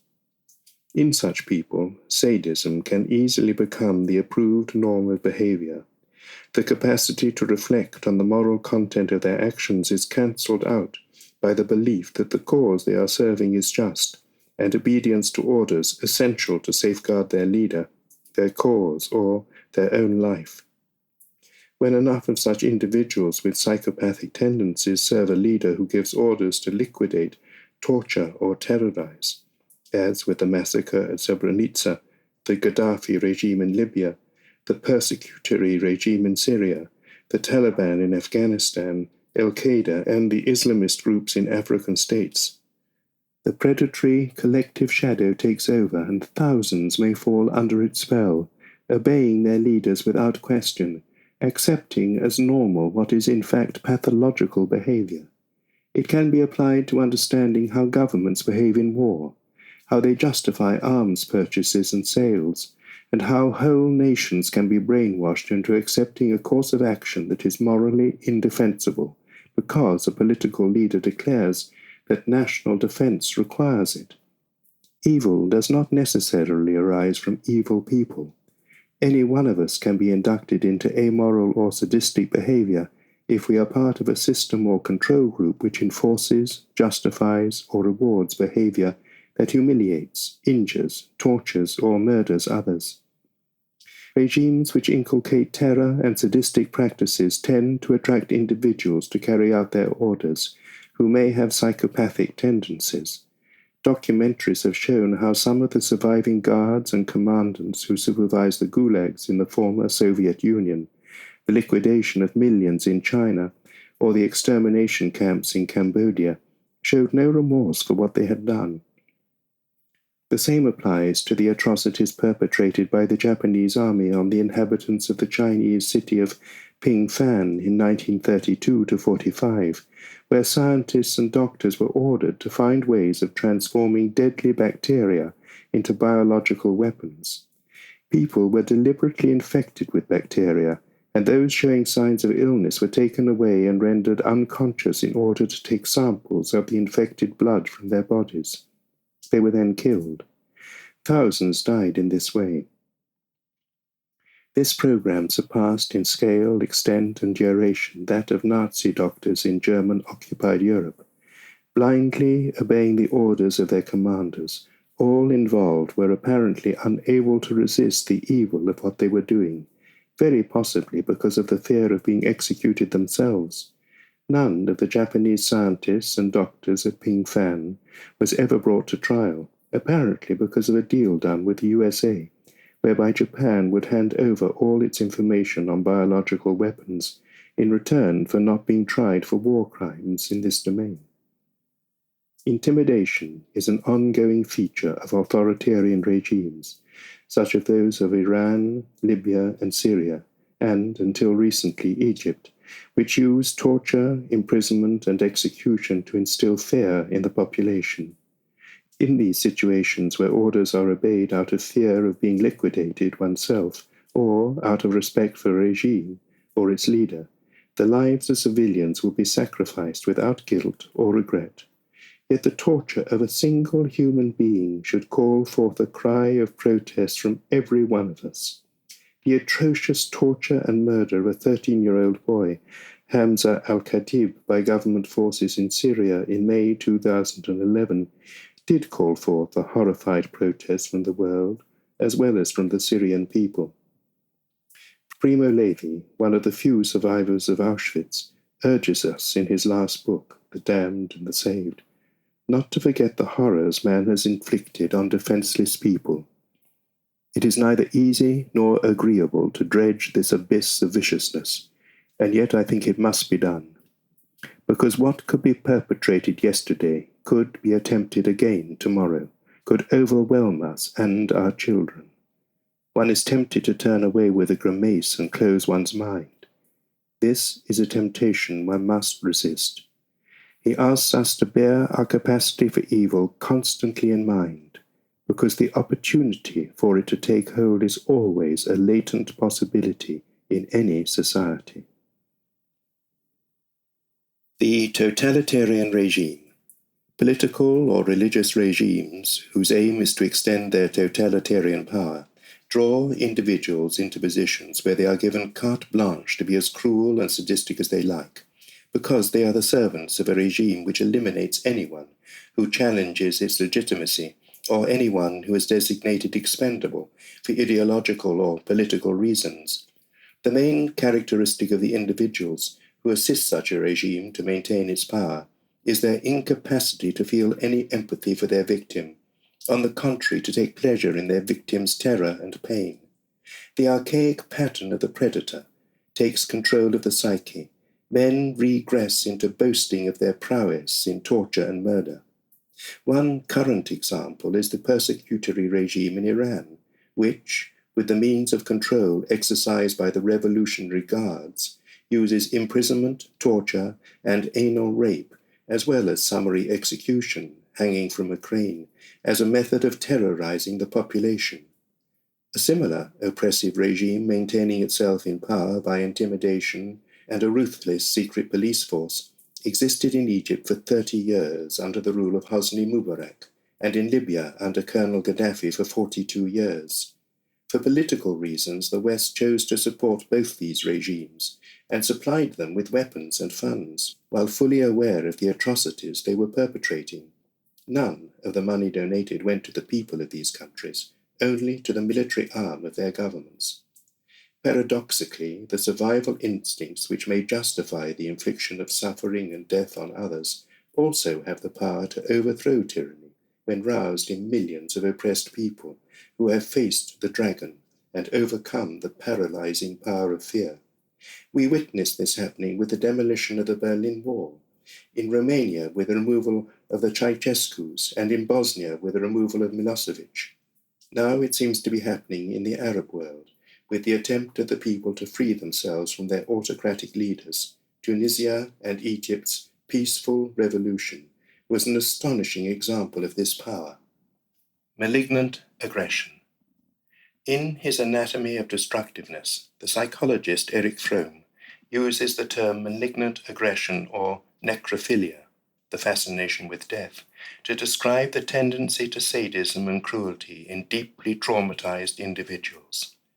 Fromm defines sadism as the passion to have absolute and unrestricted control over a living being, whether animal, child, or woman.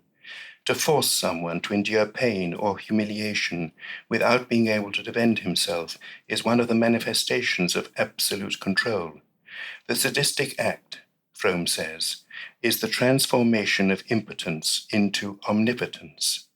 I would add, the transformation of the impotence of the child into the omnipotence of the adult. Sadism is the ultimate expression of an imagination rendered malignant by trauma and bonded to a nervous system perpetually on high alert against attack. The original situation where the child was forced through fear to obey a parent or other adult implicitly, to endure the pain and terror inflicted on him or her, or to witness the torture or murder of a beloved parent or other individual, may be inflicted on a future victim. There are many examples of this in the cruelty, sexual abuse, and murder inflicted on small children by sadistic adults.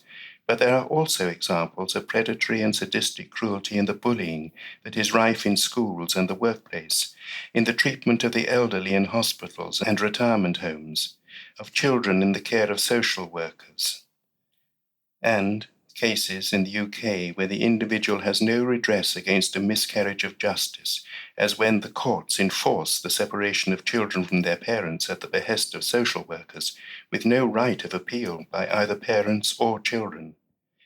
With regard to tyrannies and oppressive regimes, beneath the aggressive persona of the tyrant, there may be hidden the deeply traumatized childhood victim of an earlier situation. Studies of the childhoods and rise to absolute power of Hitler, Stalin, Saddam Hussein, Ceausescu, and Milosevic and his wife support this conclusion. Alice Miller's books, particularly Thou Shalt Not Be Aware, Society's Portrayal of the Child, have shown how brutal childhood experiences may create brutal adults, particularly in a state system that encourages cruelty and brutality as a method of establishing absolute power and control over its citizens.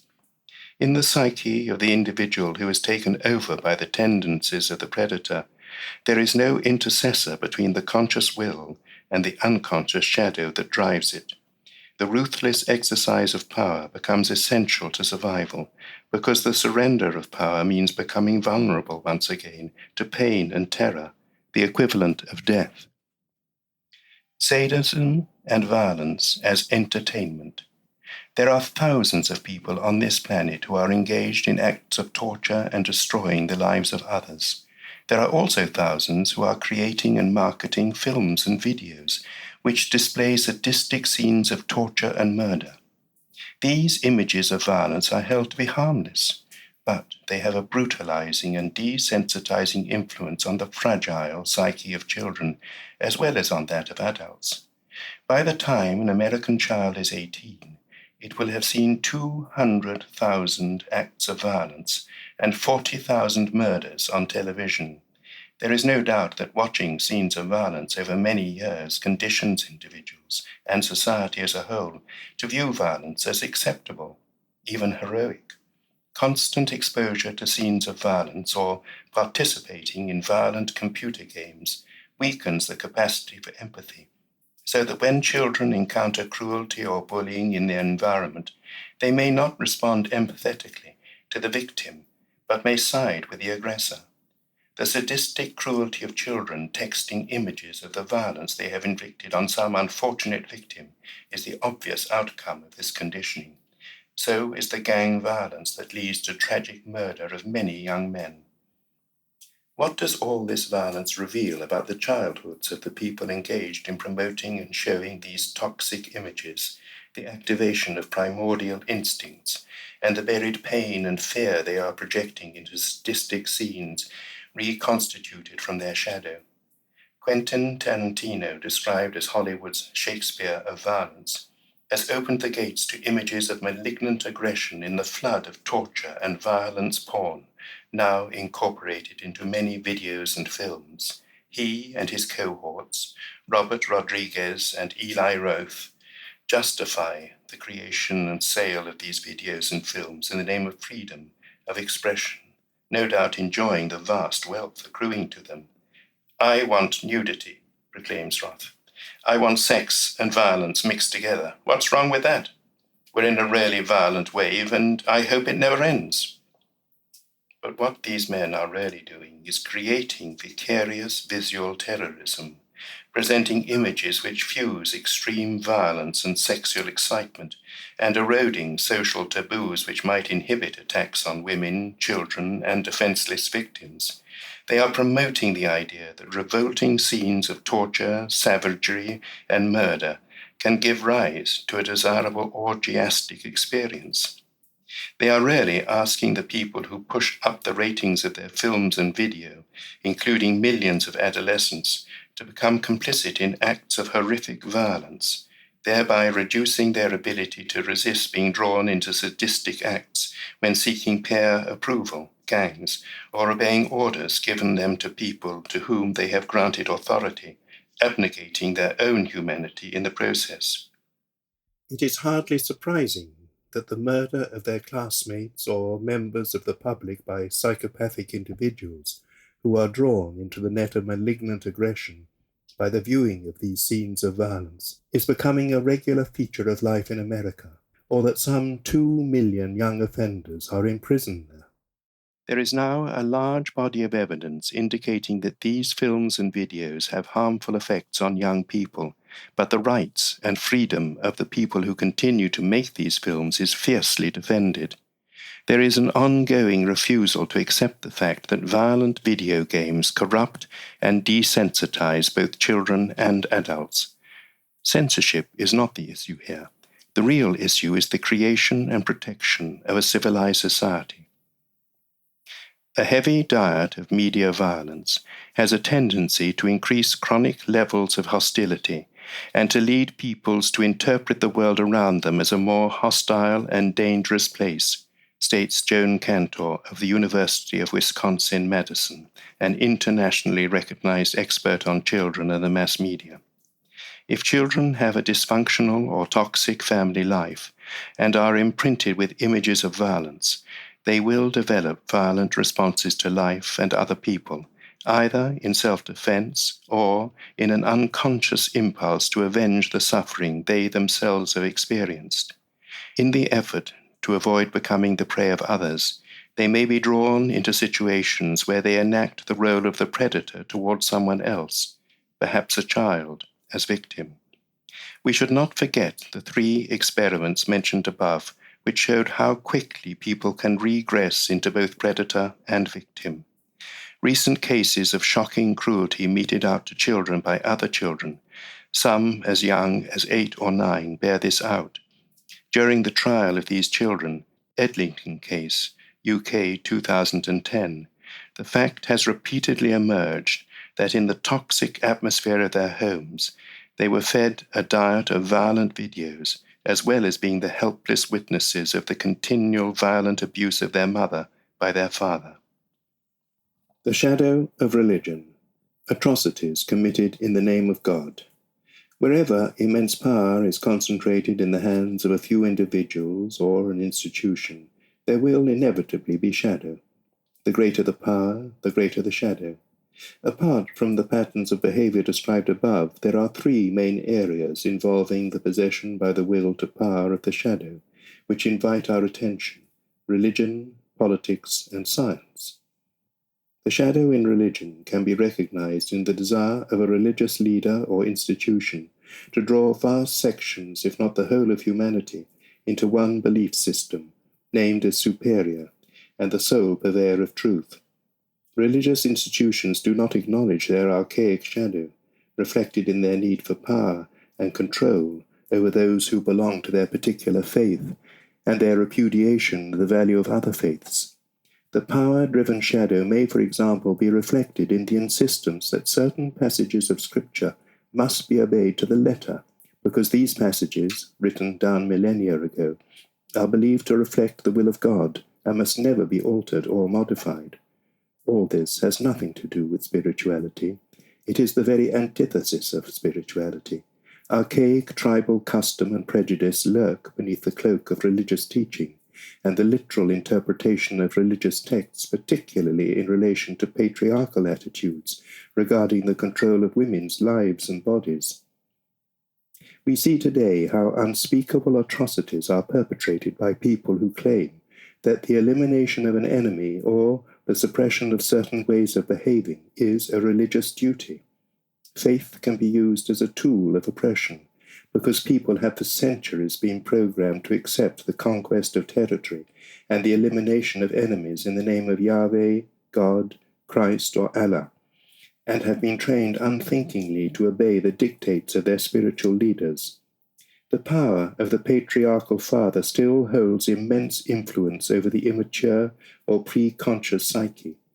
When one religion is pitted against another, or even one group within the same religion against another, predatory instincts may be aroused as people are exhorted to kill their brothers, with a barbarity too sickening to detail, as in the quagmires of Iraq, Afghanistan, and Syria.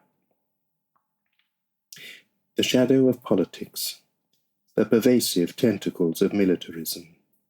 The shadow in the political sphere is most easily observed in the military-industrial complex of the most powerful nations. Since this is not a subject I would normally have any knowledge of, I have been greatly helped by two books. The first, detailing the power and extent of the military empire of the United States, and offering a critique of the militarism that threatens to destroy that nation from within. The Sorrows of Empire, Militarism, Secrecy, and the End of the Republic, by Chalmers Johnson, 2004. The second is V.J. Mater's survey of the nature and ramifications of worldwide militarism in The Economics of Killing, How the West Fuels War and Poverty in the Developing World, 2012. Mater's book offers a comprehensive and detailed analysis of the military-industrial complex, which, like the tentacles of an octopus, has come to spread over much of the world. He explains how it is supported and perpetuated by the most powerful nations on the planet in order to increase their own power, and how it also acts to impoverish nations in the developing world. Their sale of arms to regimes which use these same arms against their own people is one of the deplorable features of this system. Syria, for example, buys up to $1 billion of armaments from Russia annually. Iran has supplied $5 million in military aid to Syria in the course of 6 months during 2012.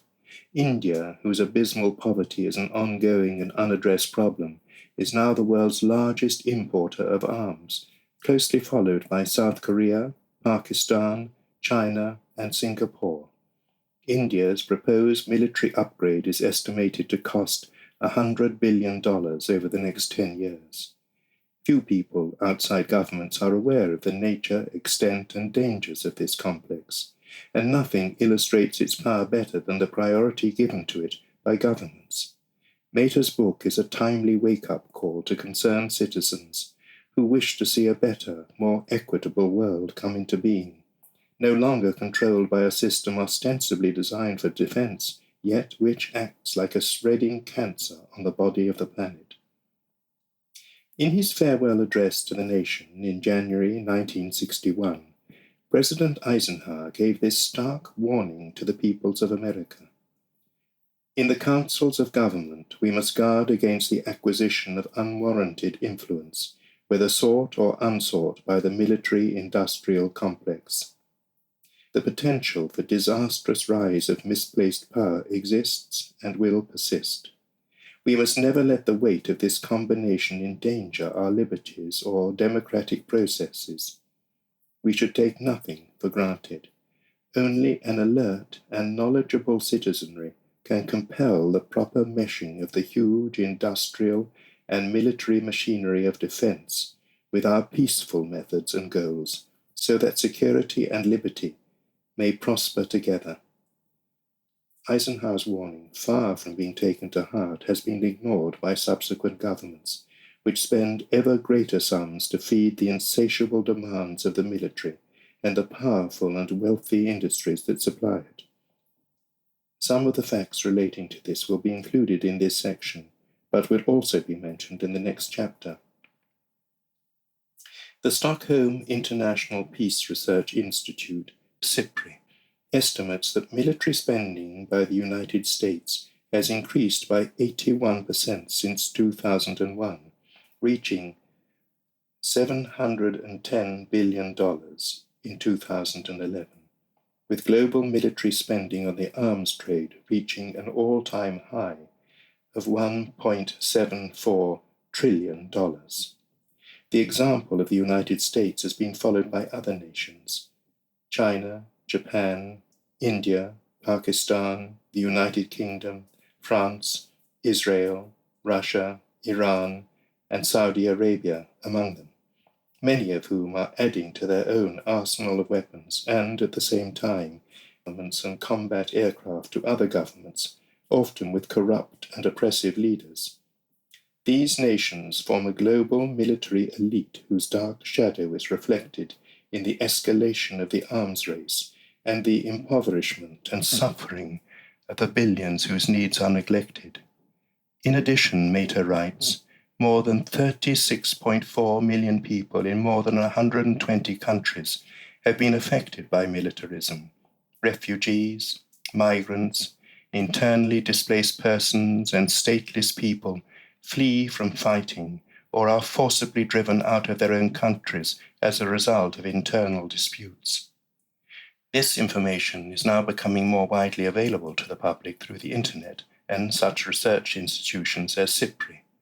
In Mater's view, it is collective activity that offers the best hope for ending the military-industrial trading relations that have kept half the world in a state of war, misery, and starvation. It is public unity that will divert tax revenues from the pockets of military companies into the human and economic development that provides lasting security. It would be interesting to know how much of the aid given annually by Western nations to Indian, Pakistani, and African governments is actually used to lift people out of poverty, rather than spent on purchasing weapons and combat aircraft from the donor nations or lining the pockets of government officials. As people become more aware through researching details on the internet of this whole duplicitous scenario, they will slowly gain the power to dismantle it. In the light of the astounding discoveries of science, chapter 14, and the fact that every one of our actions affects the whole cosmic order, I think we can see why militarism is the corrupt and corrupting residue of an outworn view of reality, even though we can understand why it has come into being and why it believes it has to perpetuate itself. The same shadow drive for dominance and omnipotent control, facilitated through military power, contaminates all those utopian ideologies which claim to bring lasting benefits to humanity, regardless of the violent and repressive means used to attain them. John Gray has shown in his book, Black Mass, Apocalyptic Religion and the Death of Utopia, how the utopian secular ideologies that caused such massive suffering in the last century were deeply tied into Christian millennial beliefs derived from the Book of Revelation, of an anticipated new world order that would be ushered in by cataclysmic destruction. He also shows how George W. Bush's concept of defeating the axis of evil belongs to the same millennial mythology. In pursuit of an utopian ideal, military aggression was tacitly accepted and justified in order to overthrow an old order and establish a new one, all in the name of democracy. The hubris syndrome. This phrase, taken from a book of that title published in England in 2007 and again in 2012 by David Owen, who became Foreign Secretary under a former Labour government, is a character trait that is often found in leaders, particularly leaders or corporate groups involved in military ventures or who have sudden access to immense power. David Owen's book gives a clear indication of the pathology of leaders who display traits of grandiosity and psychic inflation, a hubris or God-almightiness, and heightens the need for awareness of how easily leaders of nations can persuade individuals as well as whole peoples to perpetrate and accept as normal and patriotic acts of immature folly as well as extreme barbarism. The biggest danger in the sphere of politics and religion comes from the mythic inflation of leaders, their unconscious identification with the archetypal role of the hero or saviour, or, in the case of someone with a strong religious belief, the role of being the vehicle of God, or some new utopian ideology. Leaders may believe they are being guided by God or Allah in the moral task of getting rid of an opponent whom they name as evil. They unconsciously fall into grandiosity and omnipotence, and their speeches take on a demagogic, even a messianic tone.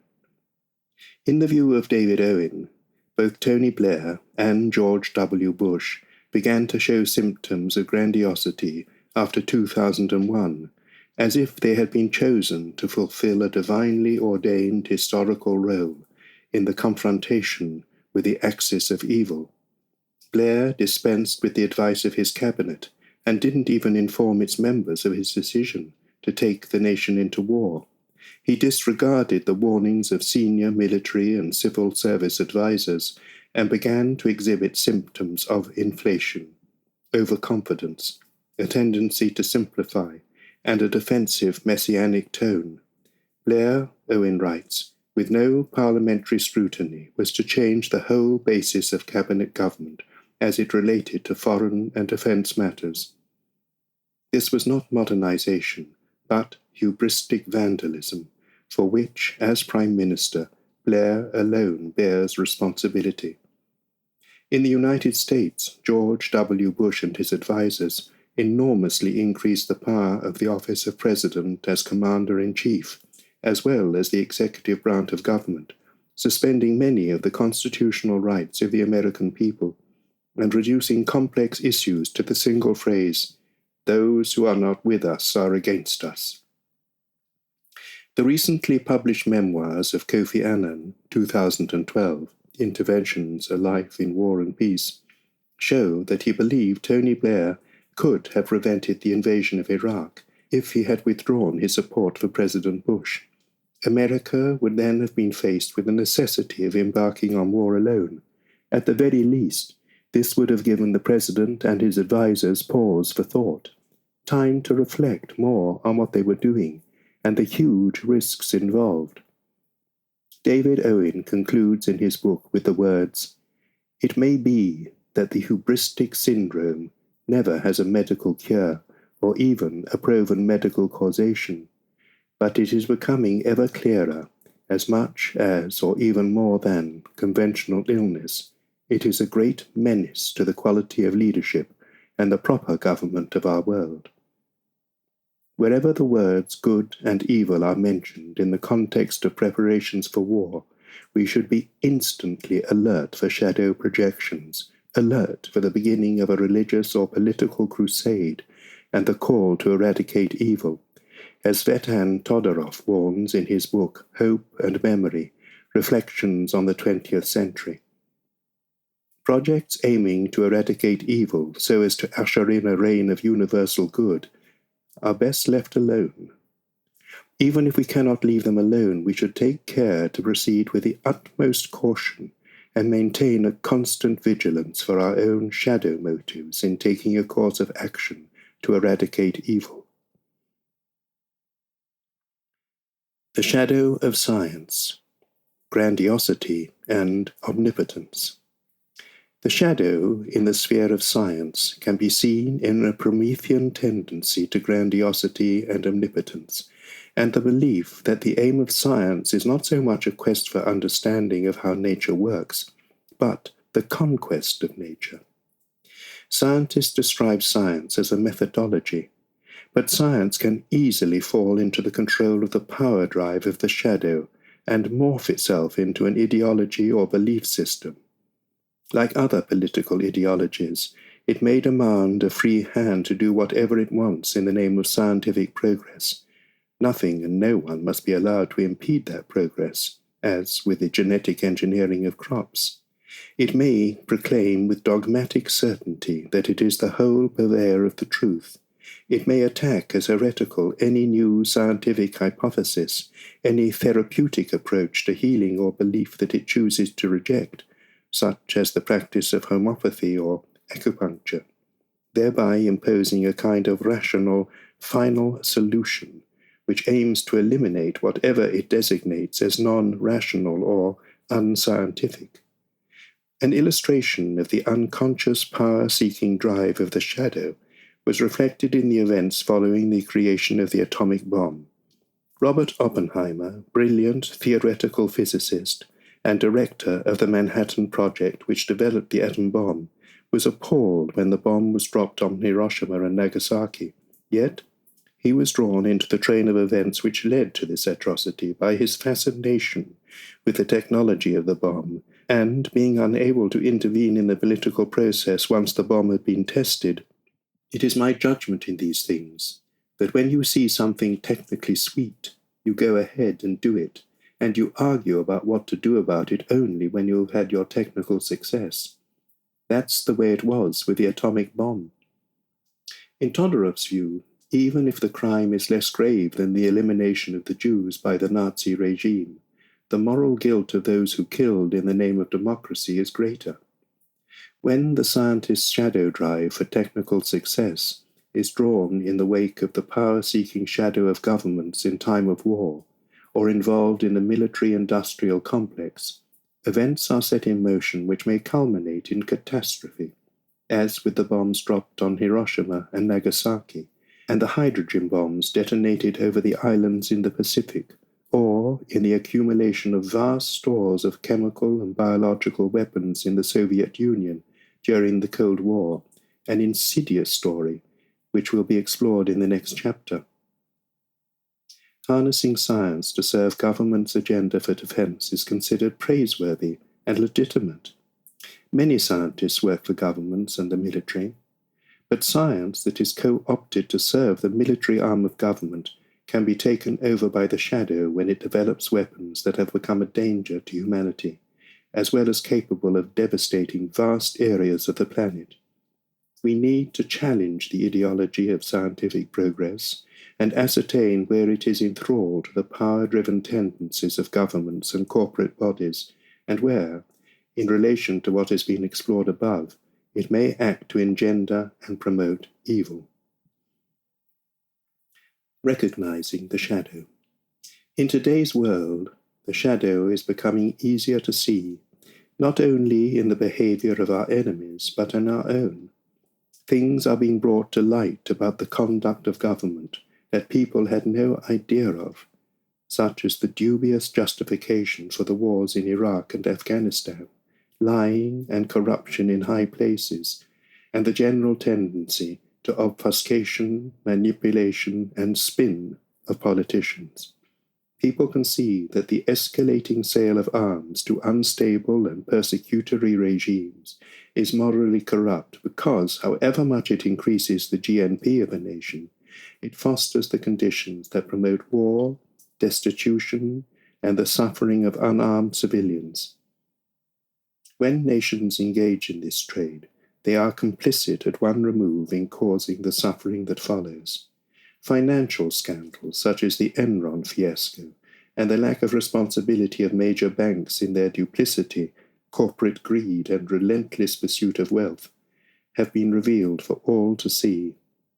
The catastrophic effect of a small political elite trying to maintain the Eurozone monetary union by means of colossal bailouts is increasingly visible as unemployment burgeons and the productivity and livelihood of millions are destroyed. The sexual abuse of children by the Catholic clergy, as well as deeply held prejudices against women and homosexuals in Christianity and Islam, are coming to light. All this is a revelation of the shadow. Uncovering the shadow aspect of religious, political, and scientific agendas is of great value if it can help to free us from bondage to unconscious habits of behavior that lead to the suffering of others. But there is a massive amount still to do if we are to become aware of how easily we can be manipulated by the shadow behavior of governments, religions, and science. If we are to become capable of resisting the drive for omnipotence in any of these fields, we have to be aware of our own shadow, and where it may lead us into compliance with or acceptance of shadow tendencies in all three domains. At the same time, we have carefully to distinguish between negative projections and the reality of evil in the form of a mass psychosis, such as the threat offered by Hitler to the whole of Europe, that may confront us in a specific situation. We need also to be aware of how easily a mass psychosis can develop in vast numbers of people. It is only by developing a greater power of discrimination that we can gain the power and the insight to deal with evil, by recognizing it in ourselves as well as naming it in others. Redeeming the shadow of the solar era. Lord Rees, the Astronomer Royal, says in a book called Our Final Century, published in 2003, that we have a 50-50 chance of surviving this current century. Our choices and actions could ensure the perpetual future of life, not just on Earth, but perhaps far beyond it too. or, in contrast, through malign intent or through misadventure, 21st century technology could jeopardize life's potential, foreclosing its human and post-human future. What happens here on Earth in this century could conceivably make the difference between a near eternity filled with ever more complex and subtle forms of life and one filled with nothing but base matter. The principal dangers he cites are terrorism, the impact of climate change, the misuse of nanotechnology, nuclear, chemical, and biological weapons, as well as the dangers presented by nature, such as the catastrophic devastation that would be caused by asteroid impact and the eruption of calderas. To these I would add the danger of nuclear reactors. 13 months after the fire which destroyed the other 3 reactors, the 4th reactor at Fukushima was still in grave danger of imploding. In May 2012, attention was drawn to this reactor by the visit of an American senator, Ron Walden, who sent a letter to the American Secretary of State and the Japanese ambassador in Washington, warning of this danger.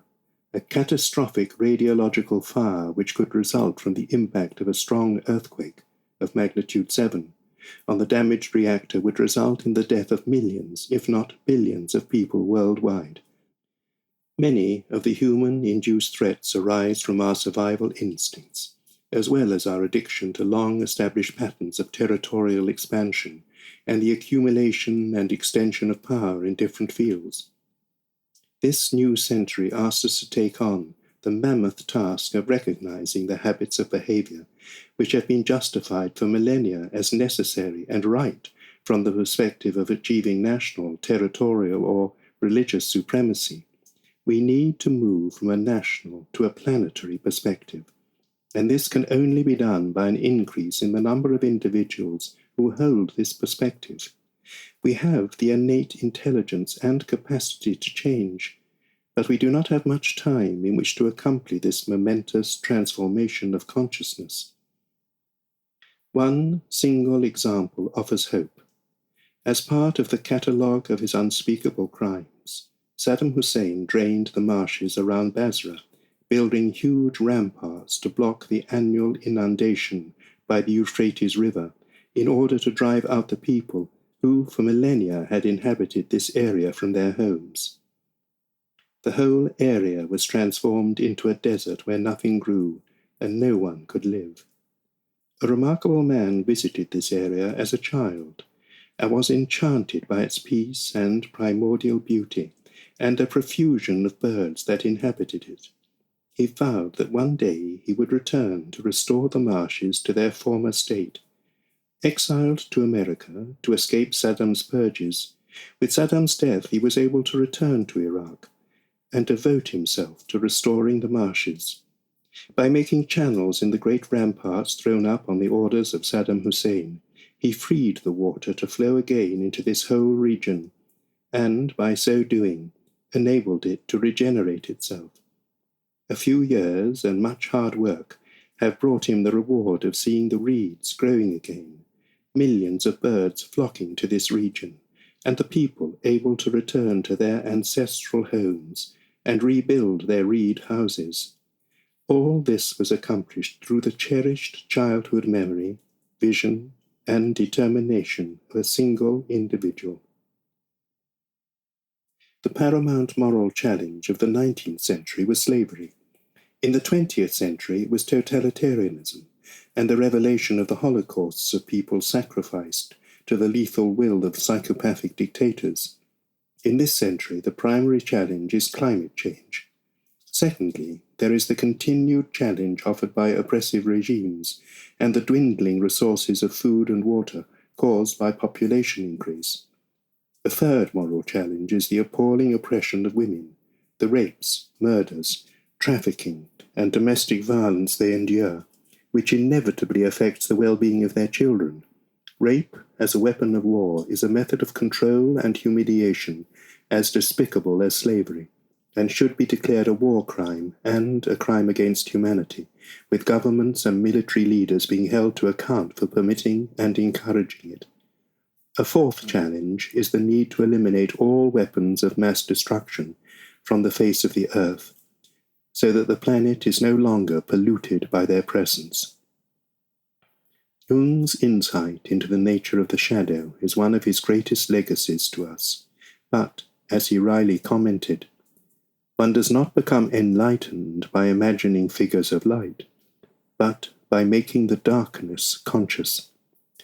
Making the darkness conscious involves sacrificing the mindset that will continue in the same tracks as before, ignoring the evils that our shadow behavior brings into being. Our survival as a species may depend on our ability to accomplish this Herculean task by recognizing the genesis of evil at its source, in ourselves. What we could do to transform this situation. We could help the children of the world to become more aware of shadow projections and shadow behavior, drawing their attention to the dangers of political and religious indoctrination and the practice of demonizing others, calling them names like dogs, pigs, vermin, scum, or Kafirs. We could set boundaries in schools, businesses, and institutions, such as hospitals and care homes, for bullying and sadistic behavior that will not be tolerated. We could extend awareness that the roots of pathological behavior in adults may lie in childhood suffering and self-hatred, much of it caused by inadequate education and poor parenting. Condemnation changes nothing, but hardens the resistance to change. Understanding that the aggressor was once a former victim can become the first stage of healing and transforming a destructive pattern of behavior. This does not mean that crime is condoned, but that punishment is not seen as the only solution. At a national level, we could learn to recognize the shadow in the portrayal of brutal and sadistic behavior on television, videos, and films, and acknowledge that these constant images of male violence have a brutalizing and desensitizing influence on the fragile psyche of children, as well as adults. There is no question that watching violence over many years conditions an individual and a society to view violence as an acceptable, even an admirable and heroic way of behaving. At an international level, we could learn to recognize and name the shadow of giant corporations that are seeking ever greater control over the resources of the earth, such as a monopoly of plant seeds, which should be the common heritage of every inhabitant of the planet. The moral irresponsibility of the industrialized nations towards the non-industrialized ones may not be recognized as evil, but it gives rise to evil and great suffering. Evil can take many forms, and predatory patterns of behavior can be concealed in the profit-taking of giant corporations, in competition that destroys rivals, in seeking lucrative investment returns that may bankrupt a nation and deprive helpless populations of their means of survival.